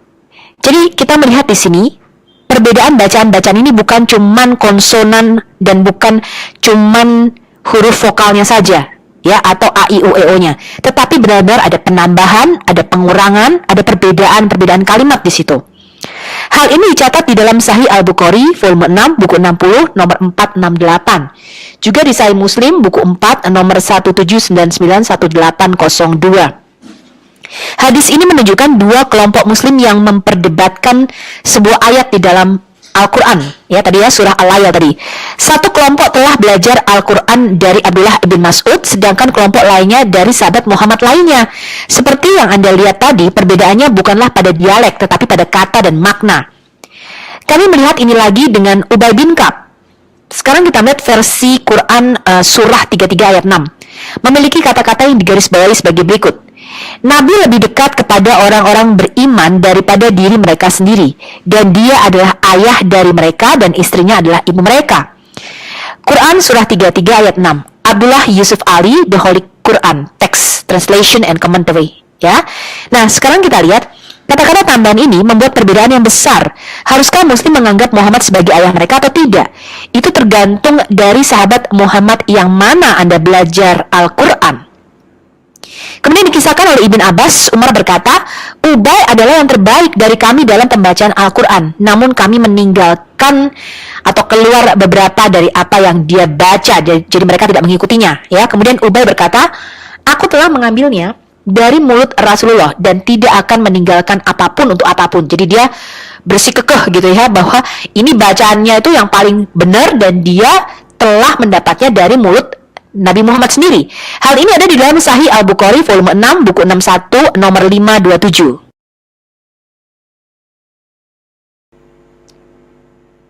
Sekarang kita lihat hadits lainnya. Al-Muttaqi Ali bin Hussam al-Din dalam bukunya Mukhtasar Kanz al-Umal yang tercetak di Marjin Musnad Imam Ahmad volume 2 halaman 2 dalam haditsnya tentang Quran surah 33 Al-Ahzab mengatakan bahwa Ibn Mardawayh melaporkan bahwa Hudzaifah berkata, Umar berkata kepadaku, berapa ayat yang terkandung dalam surah Al-Ahzab? Aku berkata 72 atau 73 ayat.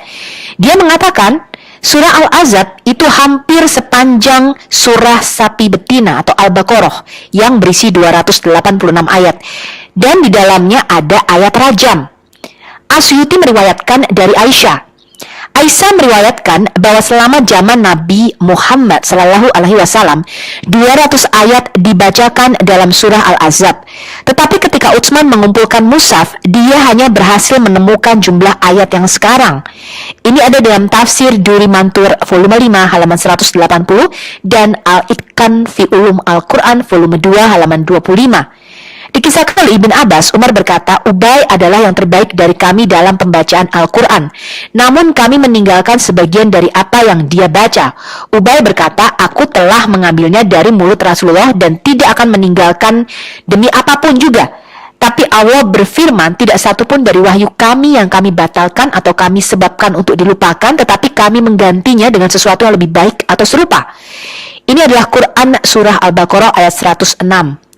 Anda bisa membaca dalam Sahih Al-Bukhari 5005 buku 66 hadits 27, Inggris referensinya volume 6 buku 61 hadits 527. Dikisahkan juga oleh Masruq, aku mendengar Nabi berkata, ambillah dan pelajari Al-Quran dari 4 orang ini, Abdullah bin Mas'ud, Salim, Mu'ad, dan Ubay bin Ka'ab. Ini ada di Sahih Al-Bukhari volume 6 buku 61 nomor 521. Tapi kenyataannya sekarang umat muslim tidak mengambil bacaan dari keempat orang terbaik ini.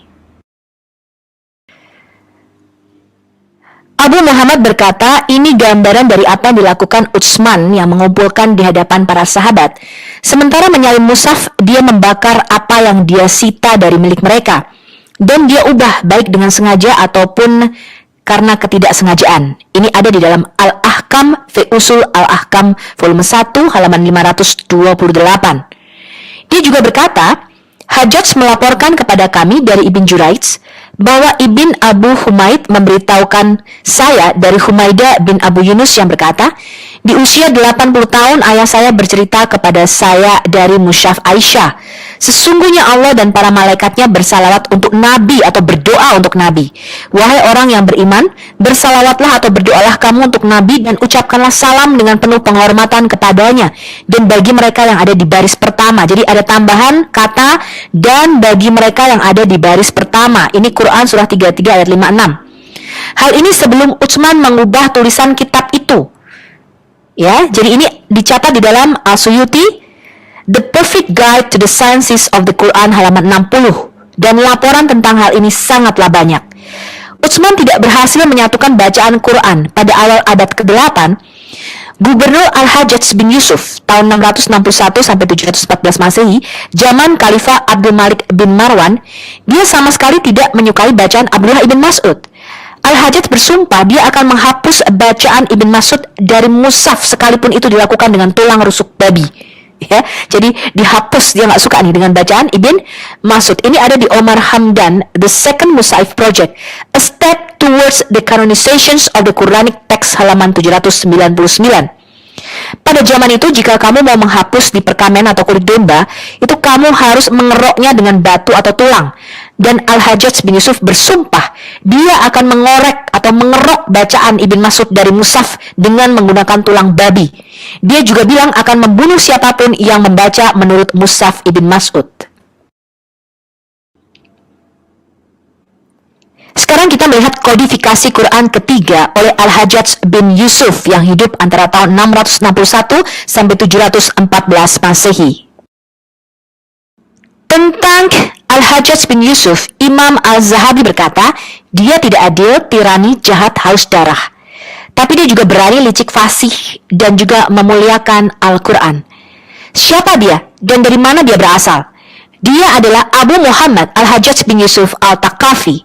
Ia dibesarkan di Taif, di mana ia dilahirkan di desa Al-Qatar pada tahun 40 Hijriah. Dia biasa mengajarkan Quran kepada anak laki-laki dan dikatakan bahwa dia bekerja sebagai penyamak kulit atau penjual kismis. Al-Hajjaj ahli dan fasih dalam retorika dan puisi dan menghafal Al-Quran, seperti kebiasaan orang Taif yang dipuji oleh Utsman bin Affan. Ketika dia menemukan kesalahan dalam salah satu salinan Al-Quran, dia mengatakan perawi tidak mengatakan dari Taif. Jadi Al-Hajjaj ini menggambarkan dirinya di depan Khalifah Abdul Malik bin Marwan dengan mengatakan, "Saya ini seorang Ya'juj yang iri dan dengki." Kemudian Khalifah Abdul Al-Malik berkata kepadanya, "Jadi antara kamu dan iblis ini ada garis keturunan," katanya. "Ya, kamu tuh masih anaknya iblis," katanya. Yang menunjukkan keberanian dan kegigihan dari Al-Hajjaj bin Yusuf. Jadi salah satu orang yang paling berpengaruh di dalam kekhalifahan Abdul Malik bin Marwan.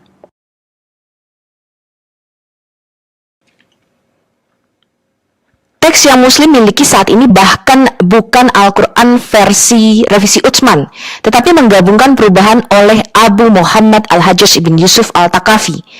Al-Hajjaj ibn Yusuf Al-Taqafi yang hidup pada tahun 660 sampai 714 Masehi adalah seorang guru bahasa Arab di kota Taif. Kemudian dia bergabung dengan militer dan menjadi orang yang paling berkuasa pada masa pemerintahan Khalifah Abdul Al-Malik ibn Marwan atau Khalifah Umayyah kelima dan putranya Al-Walid ibn Abdul Al-Malik. Karena Al-Hajjaj mengajar bahasa Arab, dia bebas untuk mengubah beberapa kata dari Quran Khalifah Utsman, yang merupakan indikasi bahwa dia tidak percaya Quran ini diilhami secara lisan atau ditulis dalam tablet yang diawetkan atau Lauh Mahfuz. Kita akan menyebutkan berapa kata Al-Hajjaj ibn Yusuf Al-Taqafi yang mengubahnya. Dalam surat Yunus surat 10 ayat 22, dia mengubah kata yunashirkum, menyebarkanmu, menjadi yusai yirukum, yang berarti membuatmu melanjutkan. Yang kedua, contohnya dalam surat Asy-Syu'ara surah 26 ayat 116, dia mengubah al-mukrajina yang berarti yang diusir menjadi al-marjumina, yang berarti mereka yang harus dirajam sampai mati. Kemudian dalam surat Asy-Syu'ara surah yang sama ayat 167 terbalik ini. Dia mengubah kata mind al-marjumina yang berarti mereka yang akan dirajam sampai mati menjadi al-mukrajina yang berarti mereka yang pasti akan diusir. Di bawah judul bab Magaira Al-Hajjaj fi Mushaf Utsman, yaitu bab yang membahas mengenai apa yang diubah oleh Al-Hajjaj dalam naskah Utsmaniyah, Ibn Abi Dawud mencantumkan amandemen khusus ini dan narasinya yang menjelaskan dimulai sebagai berikut. Secara keseluruhan, Al-Hajjaj ibn Yusuf membuat 11 modifikasi dalam pembacaan teks Utsmani. Dalam Al-Baqarah surah 2 ayat 259, awalnya dibaca lam yatasanna wa andir, tetapi diubah menjadi lam yatasanna. Dalam Al-Maidah surah 5 ayat 48 dibaca syari ya'atan wa minhajan, tetapi diubah syir atawah minhajan. Ini ada dalam Ibn Abi Dawud, Kitab Al-Masahif, halaman 117. Nah, sangat menarik untuk menemukan bahwa salah satu perubahan yang disebutkan oleh Ibn Abi Dawud pada awalnya adalah pembacaan Ubay ibn Ka'b juga. Surah 12 ayat 45 dikatakan awalnya dibaca ana atikum, tetapi diubah menjadi ana unnabiukum. Dan kami diberitahu bahwa bacaan sebelumnya seperti yang aslinya dibaca dalam teks Utsmani juga merupakan bacaan Ubay ibn Ka'b dan Al-Hasan. Sangat mungkin bahwa Sa'id dan Ubay menyetujui bacaan yang asli, tetapi secara luas diakui oleh para sahabat lainnya setelah resensi Utsman bahwa ini adalah bacaan yang berlainan dan bahwa bacaan yang benar adalah bacaan yang Al-Hajjaj pada akhirnya menggantikannya. Ini adalah cuplikan dari kitab Al-Masahif dari Ibn Abi Dawud. Anda bisa beli bukunya ya. Abu Bakar berkata bahwa di buku ayahku itulah seorang pria menceritakan, saya bertanya kepada ayah saya, siapa pria itu? Kemudian dia berkata, Abad ibn Suwaib memberitahu kami dari Alfa ibn Abi Jamila bahwa Al-Hajjaj bin Yusuf membuat 11 huruf perubahan dari Mushaf Utsmani. 11 huruf manakah yang diubah oleh Al-Hajjaj? Beginilah catatan dari kitab Al-Masahif Ibn Abi Dawud. Dia berkata, dalam Al-Baqarah ayat 259, lam yatasana wansur tanpa ha menjadi lam yatasanah dengan ha, ya. Dan di Al-Maidah ayat 48, syariatan wa minhajan diubah menjadi syir'atan wa minhajan. Dan di surah Yunus surah 10 ayat 22, huwaladzi yunasyirukum diubah menjadi yusayirukum.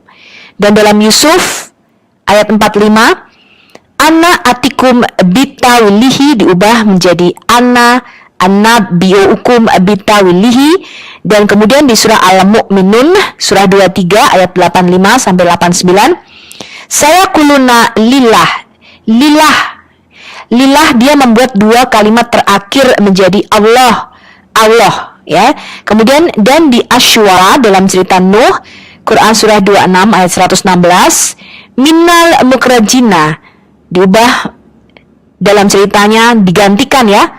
Dalam cerita Lut, Quran surah yang sama ayat 167 yang tadi sudah kita baca menjadi minal marjumina, ya. Kemudian diubah dalam kisah Nuh menjadi minal marjumina, dan dalam kisah Lut menjadi minal mukrajina, ya.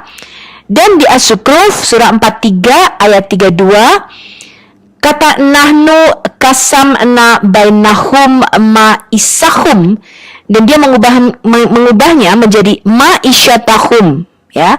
Kemudian di Quran surah Muhammad surah 47 ayat 15, alladzina kafaru min ma'in gairi yasin diubah menjadi min ma'in gairi asin, ya. Dan dalam Al-Hadid surah 57 ayat 7 dia mengubah faladina amanu minkum wa taqaw lahum ajrun kabir menjadi minkum wa anfaku.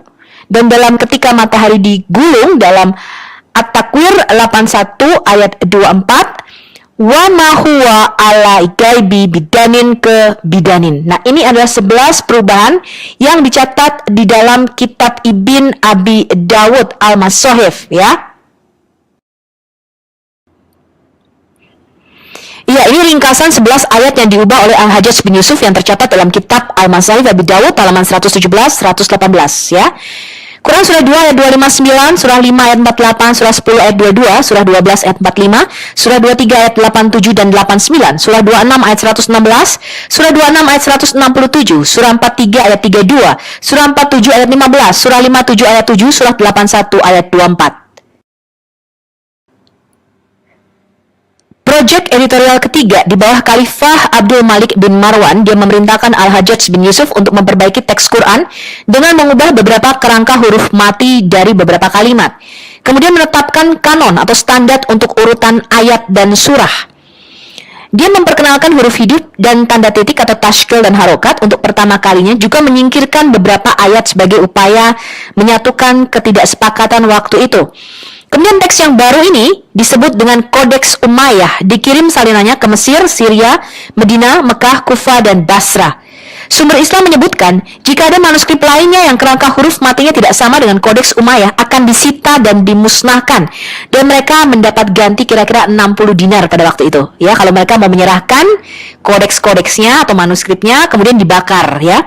Hal ini menjelaskan mengapa Quran hanya mempunyai sedikit manuskrip, dan kita tidak bisa membandingkan lebih banyak lagi untuk mengetahui perubahan dan perbedaannya. Ini ada dalam Ibn Abi Dawud kitab Al-Masahif halaman 49, 50, 117, 118. Laporan dari Abdul Al-Masih Al-Kindi dan Abraham dari Tibrias mengatakan demikian.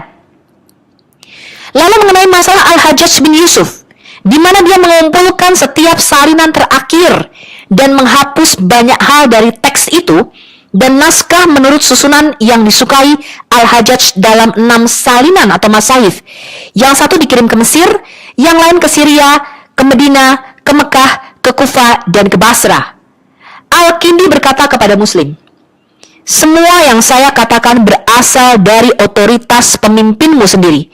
Dan perkataan Al-Kindi ini dikonfirmasi oleh sumber Islam sendiri, bahwa Al-Hajjaj membuat beberapa masahif dan mengirimnya kepada para pemimpin kota Al-Amsar, dan bahwa dia mengubah huruf atau menghapus beberapa bacaan dan memperkenalkan tanda baca huruf hidup.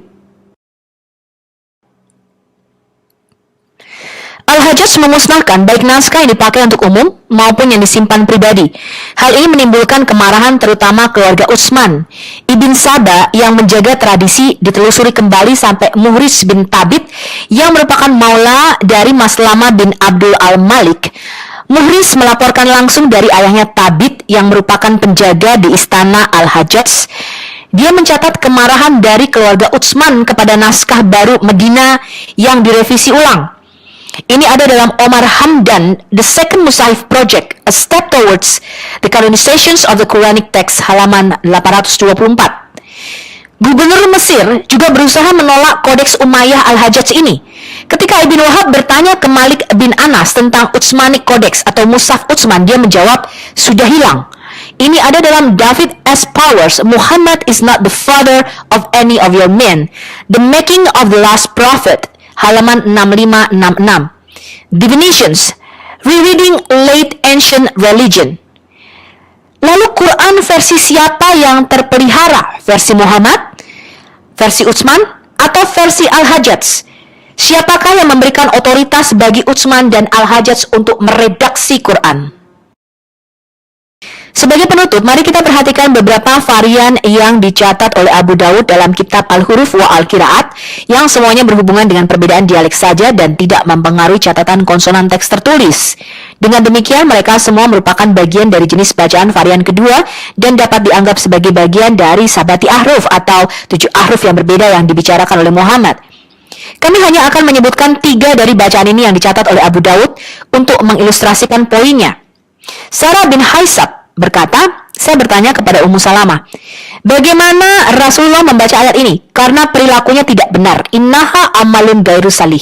Dia menjawab, Muhammad membacanya, dia bertindak tidak benar. Innaha amila gaira salih. Sunan Abi Dawud, jilid 3, halaman 1116. Ini tidak menjadi masalah, ya.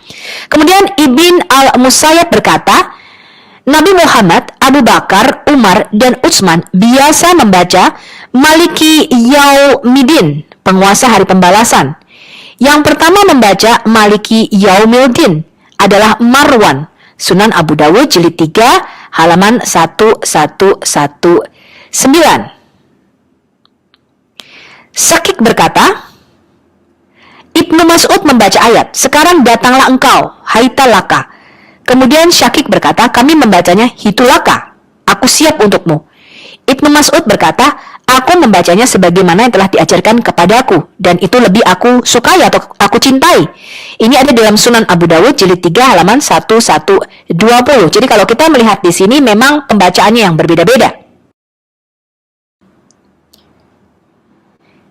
Nah, sekarang kitab-kitab yang mencatat perbedaan Quran. Al-Quran yang berbeda ini adalah subjek studi bagi para sarjana Islam awal. Pustakawan Arab Ibn Abi Yaqub al-Nadim membuat katalog terkenal dari semua buku dalam bahasa Arab pada tahun 375 Hijriah atau tahun 987 Masehi. Dia mencatat setidaknya 7 buku di bawah judul berikut yang berhubungan dengan topik ini. Buku-buku yang disusun tentang perbedaan naskah Al-Quran. Perbedaan naskah umat Madinah, Al-Kufah, Al-Basrah menurut Al-Kisai. Buku Kalaf, perbedaan manuskrip. Perbedaan umat Al-Kufah, Al-Basrah, dan Suriah tentang naskah oleh Al-Farah. Perbedaan antara manuskrip oleh Abu Daud Al-Sijistani. Kitab Al-Madaini tentang perbedaan antara manuskrip dan penyusunan Al-Quran. Kemudian perbedaan antara manuskrip Suriah, Al-Hijaz, dan Al-Iraq oleh Ibn Amir Al-Yahsubi. Kitab Muhammad Ibn Abdul Ar-Rahman Al-Ishabani tentang ketidaksesuaian manuskrip.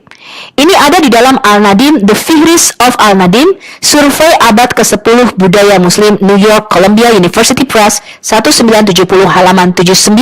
Jadi tidak benar bahwa di seluruh dunia hanya ada satu Quran yang sama. Al-Nadim juga mencatat hal berikut tentang pengaturan Al-Quran dalam naskah Abdullah ibn Mas'ud. Al-Fadal ibn Sadan berkata, saya menemukan dalam naskah Abdullah ibn Mas'ud surat-surat dengan urutan yang berbeda sebagai berikut. Jadi dimulai dari surat Al-Baqarah dan seterusnya, ya. Ini adalah total 110 surah. Jadi Abdullah ibn Mas'ud tidak memasukkan surah 1, surah 113 dan surah 114 karena menurut dia ini adalah doa manusia. Ya, Menurut dia ini adalah doa Muhammad untuk cucunya Hasan dan Hussein.